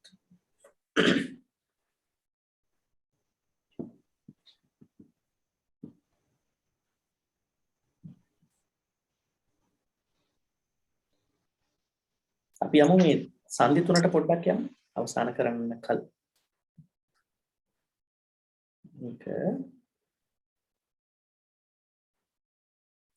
දැන් අර සමහරු එදා හිටියේ නැති අය ඉන්න නිසා මම පොඩ්ඩක් පෙන්නන්න යන්නේ. මොකද අර වට්ට ටික අපි මේ තුනටනේ. දැන් මේකේ අපි මේක හරිය වැදගත් තැනක්. මොකද කොහොමද මේ පරිසම්පාදය සසර ගමන කියන්නේ පරිසම්පාදේ සසර ගමන නැති කරන්න පුළුවන් තැන් තුනක් තියෙනවා කියලා. ඊට තමයි වට්ට අරම ඔක්කොම කතා කරන්නේ. දැන් මේ තියෙන තුන මේ රතු පාටින් තියෙන්නේ මෙන්න මේ ඒ අදාළ දෙක අතරේ සම්බන්ධතාවය නැති කිරීමෙන් තමයි සසර ගමන අපි කොහොම කිව්වත් නතර කරන්නේ. දැන් අපි උදාහරණයක් කියමුකෝ. දැන් කියනවා මම රහත් වෙනවා, මම ආර්ය තත්ත්වයටපත් වෙනවා, මම ගෝත්‍ර භූ කෙනෙක් බවට පත් වෙනවා. එහෙම කියනවනේ මිනිස්සු. ආර්ය තැන්වල. ඊළඟට මම සසර කෙලවර කරනවා. ඒ කතා කරන හැම දිනම මේ තුනෙන් එක සංදියක් තමයි යා විච්ඡේදනය කරලා තියෙන්නේ. ඒක පැහැදිලිද? නැත්නම් විසන්ධි කරලා තියෙන්නේ. එහෙමනේ කියන්නේ සංදි විසන්ධි. ඒතර ඒ කතා කරන සියලුම ආර්ය පුද්ගලයෝ මෙන්න මේ කතා කරන සංදි තුනේ එකක් තමයි විසන්ධි කරේ. ඒ කියන්නේ සංඛාර විඥාන අතරේ විසන්ධි කරාය. යා ඩිස්කනෙක්ෂන් එකක් නිර්මාණය කරගත්තා. දැන් අපිට ඒක වෙලක් තියෙන්නේ. අපිට උනා දෙක ගියාත්මේ උනේ නැහැ. දැන් මේ ආත්මෙත් ඊළඟට වෙන්න යන්නේ මොකක්ද? වැඩි හරියන්නේ නැහැ. ගොඩක් වෙලාවට එන්න තමයි හදන්නේ දැන් ඊළඟට. ඔන්න විඥානයක් එන්න හදන්නේ. යන මේ යන විදිහට ඉතින් කරගත්තේ නැත්තම් මොකද? හරි. එහෙනම් ඒ සංදිය විසන්දි කරගන්න බැරි වෙන්න පුළුවන්. ඊළඟ මෙතන පල්ලෙහාට ආවම මේ ජීවිතේ අපි ඉන්න වැඩපිළිවෙල අනුව ගත්තොත් පල්ලෙහාට ආවයින් පස්සේ තව සංදියක් තියෙනවා කඩා ගන්න පුළුවන්. අපිට විසන්දියක් කරගන්න පුළුවන් තරම්. ඒ තමයි වේදනාව කොහොමද අර්ථකථනය කරගන්න ඕන විදිය කියන්නේ. වේදනාව කියන්නේ දැනෙන එකක් තමයි මම කලින් කිව්වා වගේ. හැබැයි වේදනාව දැනුණට අපි ඒකට දෙන මීනින් එක අර්ථකථනය නිසා තමයි ඒ තෘෂ්ණාව බවට පත්වන්නේ. එහෙම නේද? දැන් අර සූත්‍රයකදී අහනවනේ සරියුත් මහරහතන් වහන්සේගෙන් උන්වහන්සේගෙන් අහනවනේ මේ නිවනේ සැපයක් තියනවද කියලා. ඒ කියන්නේ වේදිත සැපයක් තියනවද කියලා අහනවා. ස්වාමීන් වහන්සේ කෙනෙක් අහනවා. උන්වහන්සේ අහනවා ස්වාමීනි මේ නිවන කියන්නේ අපිට බොහොම ඇබ්ස්ට්‍රැක්ට් concept එකක් නිසා ගොඩක් වෙලාවට අහනවා ඒ රහතන් වහන්සේලා. ඒතර උන්වහන්සේ කියනවා නිවනේ විඳින්න පුළුවන් සැපයක් නැත. දැන් විඳින්න බලන් ඉන්න එකක් කියලා හිතන් ඉන්නවා නම් ඔන්න ඒ අයට උත්තරේ තියෙනවා. නිවන කියන්නේ විඳින්න පුළුවන් සැපයක් කියලා කියන්නේ. මොකද විඳින හැම සැපයක්ම අනිත්‍යයි, දුකයි, අනාත්මයි කියලා ධර්මයෙන් කියනවා. එතකොට ඒ උන්වහන්සේ අහනවා සරියුත් හාමුදුරුවෝ ඉතින් වැඩක් නැහැ මේකට ගිහින්. විඳින්න බෑනේ. අන්නේ විඳින්න බැරි එකම තමයි සැපේ කියලා කියන්නේ. යමක විඳින්න බැරි අවේදිත භාවයම තමයි සැපේ කියලා කියන්නේ. එහෙනම් දැන් මෙතන අපිට තියෙන පොඩි කාරණාවක් හදාගන්න. වේදනාවෙන් තණ්හාව කියන සංදිය විසන්දි කර ගැනීමේදී ඔන්න ඔය කතාව හරිය වැදගත්. එහෙනම් භෞතිකව අපි දකින අපි විඳින දේවල් තෘෂ්ණාකරණයක් වෙන්නේ කොහොමද කියන තැන වෙන්නේ අපි වේදනාවට අර්ථකථන දෙනවා. ඊළඟට තවත් තැනක් අපිට පුළුවන් සංදියක් කරගන්න. ඒ තමයි මොකක්ද? ඒ තමයි භවයෙන් ජාතියට යන තැන. කර්ම භවයෙන් උප්පත්ති භවයට යන තැන. ඒ කියන්නේ කර්ම භවයෙන් උප්පත්ති භවයට යනකොට කෙනෙක්ට පුළුවන් විසන්දි කරගන්න. දැන් අපිට හොඳ උදාහරණයක් තමයි ගෝධික ස්වාමීන් වහන්සේ නේද? දැන් ගෝධික ස්වාමීන් වහන්සේ දැලිපියක් අරගෙන ඒකත් ඉතින් අපිට වේදනා තණ්හාව කියලා ගන්න පුළුවන්. උන්වහන්සේ අර කපා ගන්නවානේ. උන්වහන්සේට වේදනාව පේන්නේ. කර්ම භවයේ උන්වහන්සේ නැති කර ගන්නවා. ධාන වලින් පිරිහිච්ච නිසා නෙක් කරා. එහෙනම් කර්ම භවයෙන් උප්පත්ති භවයට තිබෙන සම්බන්ධය විසන්දි කරනවා. නිසා බැලුවම අපි ගොඩක් කලාවට අපිට කරන්න පුළුවන් වෙන්නේ මේ ජීවිතයක් ඇතුළත ඔය වේදනා තණ්හා කියන සංදි කිරීම තමයි ගොඩක් කලාවට අපිට පහසුවක් තියෙන්නේ. ඉතින් ඊළඟට අර සංඛාර විඥාන එකත් අතරින් එහාට තියෙන එක. භව ජාති බහැරුණොත් ඒක නිර්මාණය වෙනවා. අපිට දැන් සංඛාර විඥාන සංදියේ විසන්දි නොවිච්ච නිසා අද මෙහෙම ඉන්නවා කියලා හිතන්න පුළුවන්. එහෙම ගන්න පුළුවන් මේක. දැන් හම්දුනේ දැන් අපි දැන් මේ භවයේ ඉපදිලා ඉන්න නිසා ඉපදිලා ඉන්න කෙනෙක්ට ඔතනින් කඩා ගන්න පුළුවන් වෙන්නේ එක්ක වේදනා තණ්හා කියන තැනදී හෝ භව සහ ජාති කියන තැන තියෙන එකේදී විතරයි නේද හම්දුනේ අපිට ඊට පිටිපස්සට ගිහිල්ලා තියෙන සංදි කඩන්න බෑනේ. ඔව්. හැබැයි මෙහෙම දෙයක් තියෙනවා. දැන් අපි මේ සංස්කාර රැස් කරනවා මේ ජීවිතේ. අවසානාර්ථයෙන් ගත්තොත්. අවසානාර්ථයේදී සංස්කාර තමයි රැස් කරන්නේ. මේ තණ්හා ආරම්භය ඔක්කොම සංස්කාර. එතනින් අපිට හිතෙන්න පුළුවන් විඥානයක් හදා ගන්නවද නැද්ද කියලා. දැන් අපි දැන් මෙහෙම ගමුකෝ. දැන් මෙහෙම අපි ගත්තොත් දැන් මේ මොහොතේ ඉඳගෙන ගත්තොත් වේදනා තණ්හා. හෝ භව ජාති. තමයි අපිට පේන්නේ. නමුත් දැන් මෙහෙම ඉන්නකොට අපි කුසල අකුසල් කරගන්න ඕනේ. කරනවානේ. එහෙනම් දැන් මම ඊළඟට විඥානයක් මට ඕනද කියන තැන. ඒක උත්සාහයක් වෙන්න පුළුවන්. සමහර ඒ උත්සාහය තමයි අර වේදනා තණ්හාවට යන්නත් පුළුවන් වෙන සමහර වෙලට. එහෙම වෙන්නත් පුළුවන්.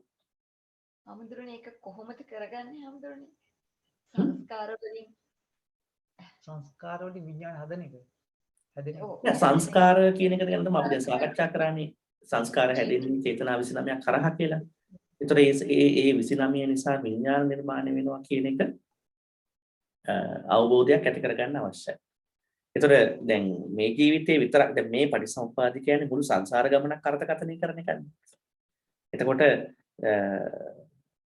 දැන් මෙතන තමයි අපිට ගොඩක් වෙලාවට මොකද වර්තමාන ඵල වර්තමාන හේතුනේ අපි ගොඩක් වෙලාවට.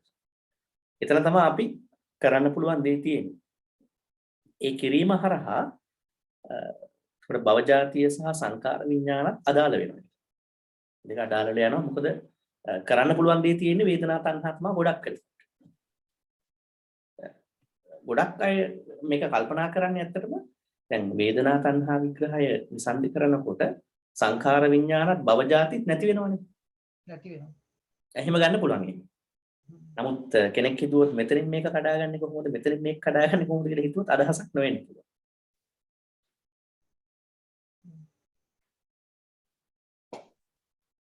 හොඳයි වෙනත් ප්‍රශ්න දෙන්න. ඔව්. අවසරයි සම්ප්‍රනේ දැන් මෙතන අපිට අර පැහැදිලිව පේනවා වේදනාව තණ්හාව අපිට මේ බව මේ ජීවිතේ ජීවත් වෙනකොට අඳුර ගන්න පුළුවන් කමක් තිබීම පහසුවක් කියලා මට හිතෙනවා. අනිත් ඒවට වඩා නේද අපි අවදානෙන් අපේ ජීවිතේ දැන් අපි ගත කරන ජීවත් වෙන එක ඉන්නකොට ඒ දෙක ගැන පොඩ්ඩක් අවධානය අපි යොමු කරොත් මේ මට හිතෙනවා මේ අර වේදනානුපස්සනාව තුලින් අනිත් ඒවා අපිට පෙනීමක් වැඩි නැති නිසා මේ අවධානය යොමු කිරීම පහසුයි කියලා. ඔව් ඒක බොහොම හොඳ කතාවක්. ඇත්තට මේක තමයි මේක තියෙන මෙතන අදහස් කරන්නේ. ඒ වගේම අනිත් එක තමයි දැන් ගොඩක් වෙලාවට තෘෂ්ණාව කියලා කතා කරනවා මිසක් ඒක ඇතිවෙන හේතු හොයන්නේ නැහැ. ඒතර ඒක තමයි මෙතන මේ කියන්නේ. වේදනාවෙන් තමයි ඒක නිර්මාණය වෙන්නේ කියන්නේ. ඒතර වේදනාව ගැන අපි පරිස්සම් වෙනවා නම් කියන්නේ වේදනානුපස්සනාව කියන එක අපි පුරුදු කරනවා නම් තෘෂ්ණා හදා ගැනීම අඩු වෙනවා. ඒ කියන්නේ අපි ආර්ය ස්වરૂපයට සම්බන්ධ වීම සමීප වීම ලඟ වෙනවා කියන්නේ. අපේ ජීවිතේට අපි අවධානය යොමු කරන්න අපිට ඒක අල්ල ගන්න පුළුවන් නේද හම්බුනේ. ඔව් අල්ල ගන්නවා කිව්වේ දැන් මේ උපාදාන අල්ලගෙන නෙමෙයි. පේනවා අපිට පේනවා නේද ඒක. ඔය සරලව ගත්තොත් වේදනාව පරිස්සම් කරගත්තම හරි. වේදනාවට අර්ථකථන දීම පරිස්සම් කරගත්තම හරි. දැන් එතකොට හම්දුනේ දැන් මේ ධම්මානුපස්සන මෙතන වේදනානුපස්සනාව භාවිතා කරලා මෙතන සංධිය කඩන්න පුළුවන් වගේ මේ සතර සතිපට්ඨානෙන් එන අනිත් ක්‍රම මේකට අදාළ කරගන්න තැනක් තියෙනවද? ධම්මානුපස්සනාව මෙහෙමයි සතර සතිපට්ඨානේ දැන් මෙහෙමනේ ඒක කියන්නේ මේ ජීවිතයේ සිහිය ඇතුව ජීවත් වෙන්නේ කොහොමද කියන එකනේ පෙන්නන්නේ මෙතන. දැන් ගොඩක් කලාවට අපි කායිකව කටයුතු කරද්දී කායानुපස්සනාව සම්බන්ධ වෙනවා. වේදනාවන් සම්බන්ධ වෙනකොට වේදනානුපස්සනාව සම්බන්ධ වෙනවා. ඒ වගේම සිතවිලි සම්බන්ධ වෙනකොට චිත්තානුපස්සනාව සම්බන්ධ වෙනවා. ඒ වගේම ලෝක යථාර්ථයන් පිළිබඳව හිතනකොට ධම්මානුපස්සනාව වෙනවා. දැන් අපි මේ කතා කරන්නේ සංසාර ගමනක් ගැනනේ. සංසාර ගමනේදී අන්තිමට ඔය කායानुපස්සනාවත් චිත්ත ධම්ම ඔක්කොම එන්නේ කොයි හරහාද? වේදනාව හරහා තමයි එන්නේ ඔක්කොම ටික. මොකද මේ ඔක්කොම වේදනාවන් නිපත් වෙන්නේ. ඒ කියන්නේ දැන් කය සම්බන්ධ දේවල් ටික වේදනාවක් වෙනවා නේද අන්තිමට. හිත සම්බන්ධ දේවල් ටික වේදනාවක් බවට පත් වෙනවා. ලෝක ධර්මයන් සම්බන්ධව තිබෙන දේ Tamanට වේදනාවක් බවට පත් වෙනවා. එහෙනම් වේදනාව හරහා තමයි එන්නේ. මොකද වේදනාව තමයි අපිව තෘෂ්ණාවට ගෙනියන්නේ. ඇඟවත් හිතවත් හිතින් තමයි වේදනාව හදන්නේ. ලෝක ධර්මතාවම නෙමෙයි. ඒකට ඒකයි මේ කියන්නේ මේ වේදනාව අපි වෙනම ගත්තට අනිත් තුන මෙතනට සම්බන්ධ අපි කෙලින්ම සම්බන්ධ නොකරුවේ වේදනාවේ තිබෙන ප්‍රබලභාවය කියන්නේ.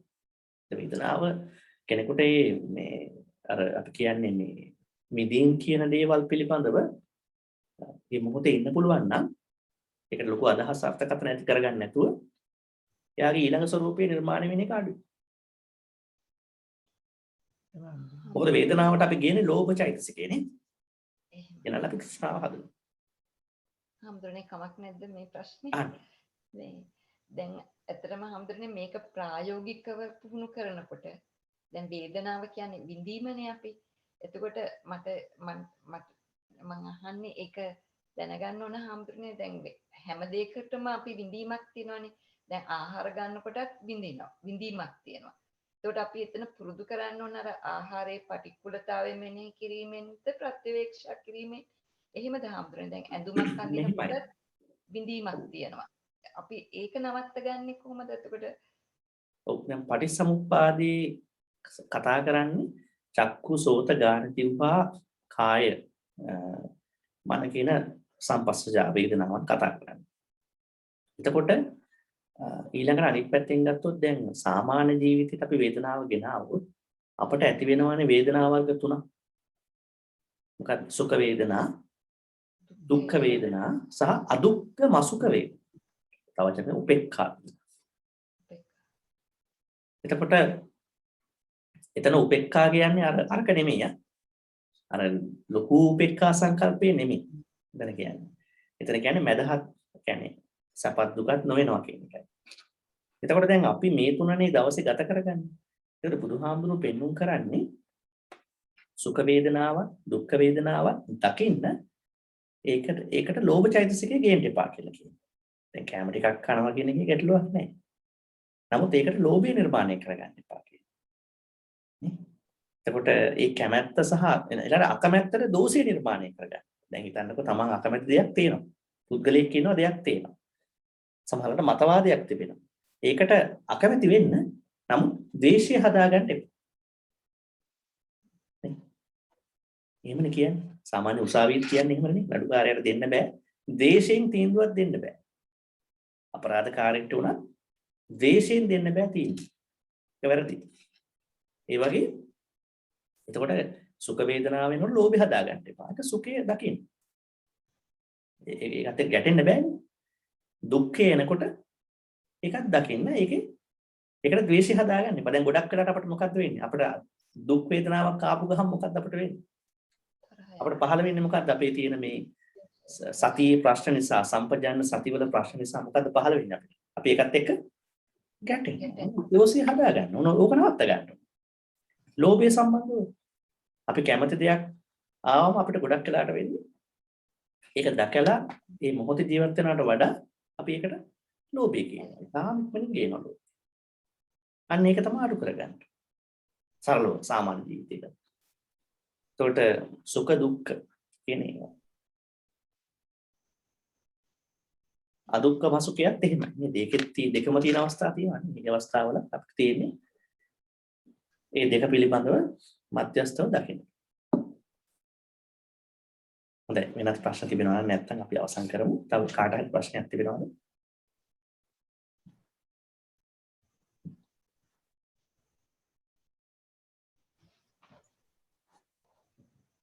සුඛ දුක්ඛ අදුක්ඛ මසුඛ. තව පොඩි ප්‍රශ්නයක් තියෙනවා. දැන් මේක ඇත්තම හම්දුරනේ දැන් මේ අපි පංචස්කන්ධය ගැන කතා කරනකොට රූප වේදනා සංඥා සංකාර විඥාන කියලා කතා කරාම දැන් අපි රූපය ගැන කතා කරා වේදනා කතා කරා විශාල වශයෙන්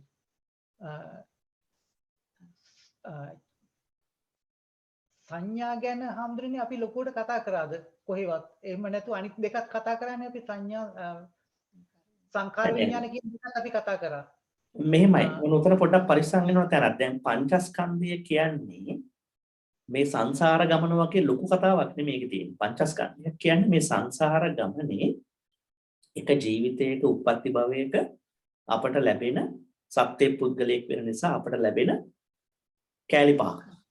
නාම රූප සංතතිය පවත්වා ගන්න හම්බෙන කැලි පහක්. අපි කොටස් පහක්. ඒතර ඒකේ අපි කිව්වා ඒ අදාළ රූපය.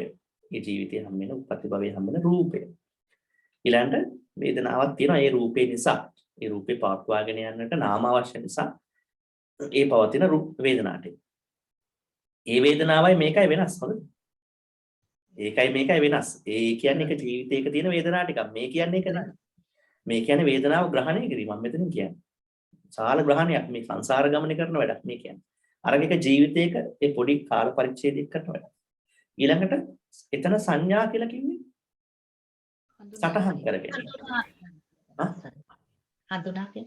ඔව් හඳුනා ගැනීම. ඇයි හඳුනා ගන්න මොකද්ද කරන්නේ? සටහන් කරගන්න.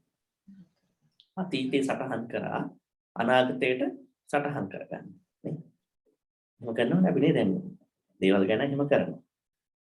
ඒවා අවශ්‍යයි යම් ප්‍රමාණයකට. අර වඩුවෙක් සාමාන්‍යයෙන් අභිධර්මයේ කියන්නේ වඩුවෙක් ඇවිල්ලා අර මෙතන එයා නෝට් එකක් දාගන්න මෙතනින් කපන්න ඕන මෙතනින් එතන කරන්න ඕන කියලා එයා කරගන්නවා අදහසක්. ඒක අභිධර්මයේ කියන අය විදියට. සටහනක් දාගන්නවා අතීතයට සහ අනාගතයට. අතීතයේ එක දාපු සටහන දැන් බලන්න. අනාගතයට දැන් එකක් දාගන්න. ඒක තමයි සංඥා. සංඛාර කියන්නේ අර මෙතන සංඛාරම තමයි යම් ප්‍රමාණයකට. ඒ කියන්නේ පුඤ්ඤ අපුඤ්ඤ ආනින්ජ සංඛාර. විඥානයේදී ඔය ඔක්කොම මේ ජීවිතේ පවතින විඥාන. ඒක අර මේ ජීවිතේ සුළු කාල පරිච්ඡේදයකට තිබෙන ස්වરૂපයට ආපු දෙයක් තමයි පංචස්කන්ධ.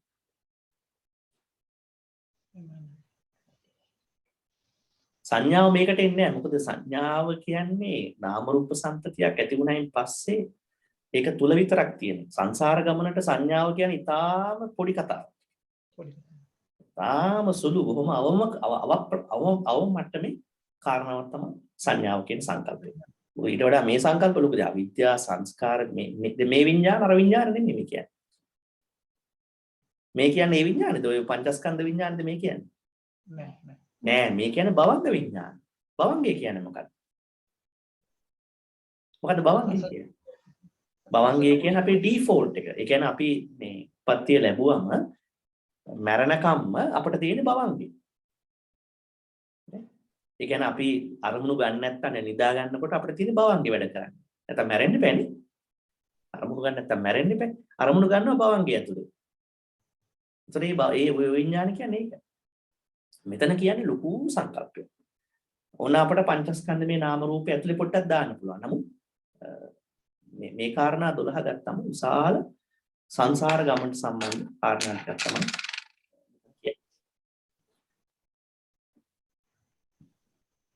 බොහොම ස්තුතියි අම්දුරනේ. බොහොම පිං අම්දුරනේ. තවත් තිබෙනවද මොනවාරි නැත්නම් අපි මොකද අපි ලබන සතියේ පටන් ගන්න අනිත් දේශනාව නිසා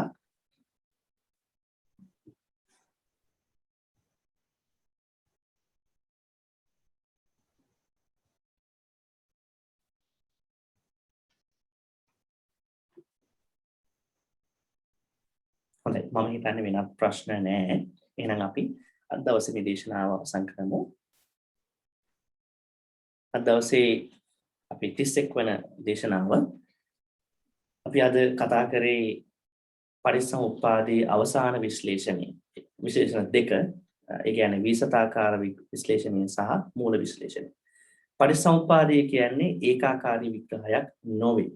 වෘත්තාකාර විග්‍රහයක්ම වෙන්නේ නැහැ හැම වෙලාවෙම. ඒ වෙනස්කම් තියෙනවා. ඒ වෙනස් වෙන්නේ සංසාර ගමනින් කෙනෙක් මිදෙන්න දරන උත්සාහය නිසා. ඒ උත්සාහය ක්‍රම තුනකට ක්‍රියාත්මක වෙන්න පුළුවන්. එම නිසා ඒ අපි කිව්වා වට්ට සංදි වගේ විග්‍රහ වලින් කියනවා. තවත් විග්‍රහ තියෙනවා කාලය සම්බන්ධ කරලා හේතුඵල ධර්ම සම්බන්ධ කරලා වෙනම. ඉතින් ඒ නිසා අද ඔය පටිච්චසමුප්පාදේ දාන 12 ඒ වගේම විශ්ලේෂණ 7ක් දැනගත්තා. තවත් පටිච්චසමුප්පාදේ එක විග්‍රහයක් කියන්නේ වැදගත්ම දෙයක් තියෙනවා ප ဋ ාණ සම්බන්ධ කරලා. ඒ කියන්නේ දැන් මේ අවිජ්ජාවේ තියෙන්නේ මොන ප ဋ ාණයද? සංඛාරවල තියෙන මොන ප ဋ ාණයද? අන්න ඒ ටික කරන්න ඕනේ. මේ අතර තියෙන දේවල් ටික. ඒක දැන් අපිට ලබන සතියේ කරන්න බෑ. මොකද අපි මේ ප ဋ ාණ කාරණා වෙනම දන්නේ නැති නිසා. සාකච්ඡා නොකරපු නිසා. ඒ නිසා බලාපොරොත්තු වෙනවා ප ဋ ාණ 24. මේ ප ဋ ාණ කියන එක සමහරුන්ට මෙතන අයට තේරෙන්නේ නැති වෙන්න පුළුවන්. ප ဋ ාණ කියන්නේ දැන් ධර්මය විශ්ලේෂණය කරනවා අභිධර්මයේ කාරණා දෙකයි කරන්නේ. ඒක ආයි පොඩ්ඩක් කියමුකෝ. අභිධර්මයේදී කරන්නේ ධර්මය විශ්ලේෂණය කරනවා සහ ධර්මය සංශ්ලේෂණය කරනවා. ධර්මයේ විශ්ලේෂණය කරනවා කියන්නේ ධර්ම කාරණා විශ්ලේෂණය කර ගලවගෙන අපි කියන ඇනාලිසිස් එකක් කරගෙන. ඇතුළ ගලවගෙන දැන් ගලවනකොට කොහොමද ගලවන්න පුළුවන්? නාම ගලවන්න පුළුවන්. නාම ගලවන්න චිත්තචෛතසික ගලවන්න පුළුවන්. ඒවා ඔක්කොම බැඳිලා තියෙනවා. ගලවන්න පුළුවන් මොනවද? නාම ගලවන්න බෑ. නාම රූප ගලවන්න පුළුවන්. මෙන්න නාම කැලේ ටික, මෙන්න රූප කැලේ ටික. දැන් කෙනෙක් කියන්න පාන පංචස්කන්ධය ගලවන්න පුළුවන්. ඔව්. ඒ පංචස්කන්ධේ නාම කොටසක් තියෙනවා, රූප කොටසක් තියෙනවා. නාම කොටස අපි කියනවා වේදනා, සංඥා, සංකාර, විඥාන. රූප කොටස රූපස්කන්ධ. හරි ගලවන්න පුළුවන්. හැබැයි අපිට වේදනා, සංඥා, සංකාර, විඥාන ගලවන්න පුළුවන්. නෑ ඒවා හොඳට බැඳිලා තියෙන්නේ. අපිට තැනක් හොයාගන්න බෑ ගලවන්නේ. එකක් ගැලෙවුවොත් අනිත් එක නෑ. නේ? සංසාර ගමනේ පින් ටික ඉවරුණු විඥානේ පවතින්නේ යන්න වෙන. වෙනස් වෙන විඥානේ නේ. වේදනාව පවතින්නේ නැහැ. නේ? ඒ වගේ තියෙනවා. ඉතින් ඒ නිසා අභිධර්ම දේශනාවේ පළවෙනි කාරණාව තමයි සූත්‍ර පිටකාගතව තිබෙන සියලුම ධර්ම කාරණා අවසාන මට්ටමට බෙදලා පෙන්නු කියලා. ඇයි ඒ සූත්‍ර පිටකාගතව ගොඩක් දේශනා තිබෙනවා. මම කියන්නේ හැම එකක් නේ ගොඩක් දේශනා තිබෙනවා. අපහැදිලි දේශනා. සම්මුතියෙන් ප්‍රඥප්තියෙන් ගන්න ඒවා. ඒවා තේරෙන්නේ නැහැ. ඒවා ඇහුවයින් පස්සේ පැහැදිලි කරගන්න අමාරුයි. ඒ නිසාම තමයි ථේරවාද ආචාර්යවරුන් විසින් මේ අභිධර්ම පිටකේ වෙනම පෙන්වුම් කරේ සර්වඥයන් වහන්සේගේ දේශනාවක් කියලා. ඊළඟට දැන් කඩලා අනිත් පැත්තට විශ්ලේෂණය කරාම මේක සම්බන්ධ වෙන්නේ. අන්න ඒකට අපි කියනවා සංශ්ලේෂණ දේශනාව. ඒ කියන්නේ සින්තසිස් එක. ඒ කියන්නේ මේ කඩපු දේවල් වල සම්බන්ධය මොකක්ද? නාම රූප කැඩුවා නම් නාම රූප වල සම්බන්ධය මොකක්ද? නාම කඩන්න බැරි නම් ඒක තියෙන සම්බන්ධය මොකක්ද? එහෙමත් තියෙනවනේ. දැන් නාම චිත්තයස එක කඩන්න බැරි නම් ඒක ඇතුලේ සම්බන්ධය මොකක්ද තියෙන්නේ? කොහොමද ඒවා එකට එකතු වෙලා තියෙන්නේ? අන්න ඒ ටික කතා කරනවා ප ဋ ාණප්පකරණී අභිධර්ම පිටකේ. අභිධර්ම පිටකේ විශාලතම ග්‍රන්ථය ප ဋ ාණප්පකරණේ ප ဋ ාණ 24ක් යටතේ මේ දේශනාව සාකච්ඡා. අපි දැන් ඊළඟ සතියේ ඉඳලා කරන්නේ ඒ ටික. අපි කරන්න යන්නේ මුලින් ප ဋ ාණ 24 ගැන හැඳින්වීමක් කළා. හේතුපත්ඨානේ අපි ගන්නේ රූට් ප ဋ ාණික කියනවා. ඒ කියන්නේ මේ සම්බන්ධي බලද්දී එක එක විදියට සම්බන්ධ එකක් තමයි මූල වශයෙන් බලන සම්බන්ධ. අපි ඒක කතා කරන්න ඉන්නවා. ඉතින් අපි මේ විදිහට දෙකටම කරගෙන යමු. බලමු කොහොමද ඒක කෙනෙකුට තේරුම් ගන්න පුළුවන් වෙන්නේ කියලා. ඊටාම සරල කරන්නයි බලාපොරොත්තු. හැබැයි මූලික අර්ථයට ගැටලුවක් නොවන විදිහට. හොඳයි. එහෙනම් අපි අද දේශනාව අවසන් කරමු. අද 31 වන අභිධර්ම දේශනාවයි සිදු කරේ. අද දවසේ දවස් පුරාවටම ඔබ නිර්මාණය කරගත්ත සියලු කුසල් අපි දෙවියන්ට අනුමෝදන් කරමු. දෙවියෝ මෙපින් අනුමෝදන් වෙත්වා ඔබව හොඳින් চিරාත් කාලයක් ආරක්ෂා කරගනිත්වා. ස්වාමීන් වහන්සේලා ඔබ අප හැමදෙනාම চিරාත් කාලයක් හොඳින් ආරක්ෂා කරගන්න ලබත්වා. විශේෂයෙන්ම 2022 වර්ෂයේ පළවන දේශනාව ජනවාරි මාසයේ 7 වෙනිදා. ඒ නිසා මේ වර්ෂයේ ඉතාම හොඳට ඔබට මේ ධර්මය දැනගෙන පමණක් නෙවෙයි දැනගත්තට පමණක් මදි මේ කොහොමද ප්‍රායෝගිකව සිද්ධ වන්නේ කියන ඒ අවබෝධය ඇති වෙන විදියට මේ කටයුත්ත සිද්ධ වේවා කියලා ප්‍රාර්ථනා කරන දෙවියන්ගේ ආශිර්වාදයෙන් සහ රැකවරණයෙන් ඔබේ ගමන සාර්ථකව කරගන්නට ලැබේවා කියලා ප්‍රාර්ථනා කරනවා. සෞඛ්‍ය සම්පත සියලු කටයුතු වල ජයග්‍රහණය සියලු යහපත ඔබ හැමදෙනාටම සැලසෙත්වා. ඔබගේ පවුල් වල හැමදෙනාටම දෙමාපියවරුන්ට ඒ වගේම පවුලේ අයට දරුවන්ට මුණුබුරන් ගිරියන්ට හැමදෙනාටම දෙවියන්ගේ ආශිර්වාදය සහ ආරක්ෂාව ලැබෙත්වා. අවසාන වශයෙන් දෙවියනුත් පතන්නා වූ බෝධියකින් තුන් නිවන් සුවය කරා මෙලෙත්වා කියලා සාදුකාරයක් පවත්වලා ප්‍රාර්ථනා කරමු. සාදු ආකාශට්ඨා ච බුම්මට්ඨා දීවා නාග මහිත්‍තිකා පුඤ්ඤන්තං අනුමෝදිත්වා චිරං රක්ඛන්තු ලෝක සාසනං. ආකාශට්ඨා ච බුම්මට්ඨා දීවා නාග මහිත්‍තිකා පුඤ්ඤන්තං අනුමෝදිත්වා චිරං රක්ඛන්තු දේශනං. ආකාශට්ඨා ච බුම්මට්ඨා දීවා නාග මහිත්‍තිකා පුඤ්ඤන්තං අනුමෝදිත්වා චිරං රක්ඛන්තු මං පරන්ති. එතාවතා ච අම්මේහි සම්පතං පුඤ්ඤ සම්පදං සබ්බේ දේවා අනුමෝදන්තු සබ්බ සංපත්ති සිද්ධියා. එතාවතා ච අම්මේහි සම්පතං පුඤ්ඤ සම්පදං සබ්බේ භූතා අනුමෝදන්තු සබ්බ සම්පත්ති සිද්ධියා. එතාවතා ච අම්මේහි සම්පතං පුඤ්ඤ සම්පදං සබ්බේ සත්තා අනුමෝදන්තු සබ්බ සම්පත්ති සිද්ධියා.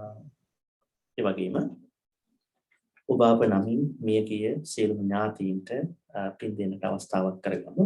ඒ නිසා ඔබ නමින් සංසාර ගමනේ මේ පරලෝකීය සියලුම ඥාතීන් මේ ජීවිතයේ ඔබ නමින් මියගිය දෙමාපියරුන් ඉන්නවා නම් සහෝදර සහෝදරියන් අනිකුත් ඥාතීන් අනිකුත් ඒ වගේම සංසාර ගමනේ සියලුම අයට මේ පින් අනුමෝදන් කරමු. ඒ අය මේ පින් අනුමෝදන් වෙත්වා. මේ පින් අනුමෝදන් වෙලා ඒ අය අකුසල කර්මයක් නිසා සංසාරිකව දුක් විඳිනවා නම් එම ස්ථාන වලින් මහා සපෝස් සුගති ස්ථාන වල වාසය කරනවා නම් එම සුගති ස්ථාන දිනු කරගනිත්වා. විශේෂයෙන් ඒ අය හැමදෙනාටම මේ අපි බලාපොරොත්තු වන උතුම් නිවන් සුවය තාමිකම අවබෝධ වෙත්වා කියලා සාදුකාරයක් පවත්වලා ප්‍රාර්ථනා කරමු. ඉදම්මේ ඥාතිනං හෝතු සුඛිතා හොන්තු ඥාතයෝ. ඉදම්මේ ඥාතිනං හෝතු සුඛිතා හොන්තු ඥාතයෝ. ඉදම්මේ ඥාතිනං හෝතු සුඛිතා හොන්තු ඥාතයෝ. අවසාන වශයෙන් අපි ප්‍රාර්ථනා කරමු. අද දවසේ අපි ධර්ම දේශනාවේ විශේෂයෙන් පටිච්චසමුප්පාද දේශනාවේ අවසාන දේශනාවට බැහැුම්කන් දුන්නේ මේ හැම ආකාරයෙන්ම අත්පත් කරගත්තා වූ සියලු පින් කුසල් ඔබ අප හැම දිනාටම එකසේම හේතු වෙලා බුද්ධ ආදී මහෝත්තමයන් වහන්සේලා විසින් නිවේසනසී පැමිණ වැඩවදාළ උතුම් ශාන්ත නිවන් සුවය මේ ජීවිතයේදීම සාක්ෂාත් කරගන්න. නැවත වාරයක් මේ කුසල් ඒකාකාරීවම හේතු වෙත්වා වාසනාම වෙත්වා කියලා කවුරු සාදුකාරයක් පවත්වලා ප්‍රාර්ථනා කරනවා. ඒ වගේම මම ඉල්ලීමක් කරනවා පසුගිය දේශනාවන් බලන්න එක සැරේට අර සාමාන්‍ය බණක් වගේ තේරුම් ගන්න බැරි වෙන්න පුළුවන් නිසා නමුත් පහසුවක් තිබෙනවා ස්ලයිඩ්ස් තියෙන නිසා. ඒ නිසා බලන්න නැවත අධ්‍යයනය කරන්න ප්‍රශ්න මතු කරන්න තරමට පැහැදිලි වෙනවා. ඕනම ප්‍රශ්නයක් මතු කරන්න අවශ්‍යයි. Taman දකින විදිය, Taman දැකපු විදිය, තේරෙන විදිය කිසිම ගැටලුවක් නැහැ. එතනින් තමයි අපේ සාකච්ඡාව දියුණුවන්නේ. සාකච්ඡාව අපිට හොඳට තේරුම් ගන්න හම්බෙන්නේ හැමදෙනාට. දැන් නම් හැමදෙනාටම තෙරුවන් සරණයි අපි ආශිර්වාද කරමු. අභිවාදන සීලිස්ස නිච්ඡං වද්ධාපචායිනු චත්තාරෝ ධම්මා වඩ්ඩන්ති ආයුවන්නෝ සුඛං බලං ආයුරාෝග්‍ය සම්පatti සග්ග සම්පatti මේවච අතෝ නිබ්බාන සම්පatti ආතේ සමිච්ඡතු. සීලවන්තං ගුණවන්තං වෛරාල බුද්ධ පුත්‍රයන් නම සීලවන්තං ගුණවන්තං අනුත්තර මුහදේන වෛරාල බුද්ධයන් නමම සීලවන්තං ගුණවන්තං පුඤ්ඤක්ඛේතං අනුත්තරං මුහදේන වෛරාල බුද්ධයන් නමම මහා සාදු සාදු සාදු. International තෙරුවන් සරණයි.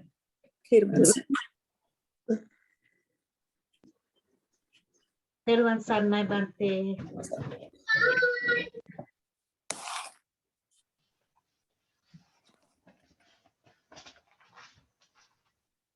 ස්වාමීන් වහන්සේ ලොකු හාමුදුරුවෝ සනීපෙන්ද? සුවයෙන් පවතිනවා හම්බුරන්. ඒ සිද්ධිය.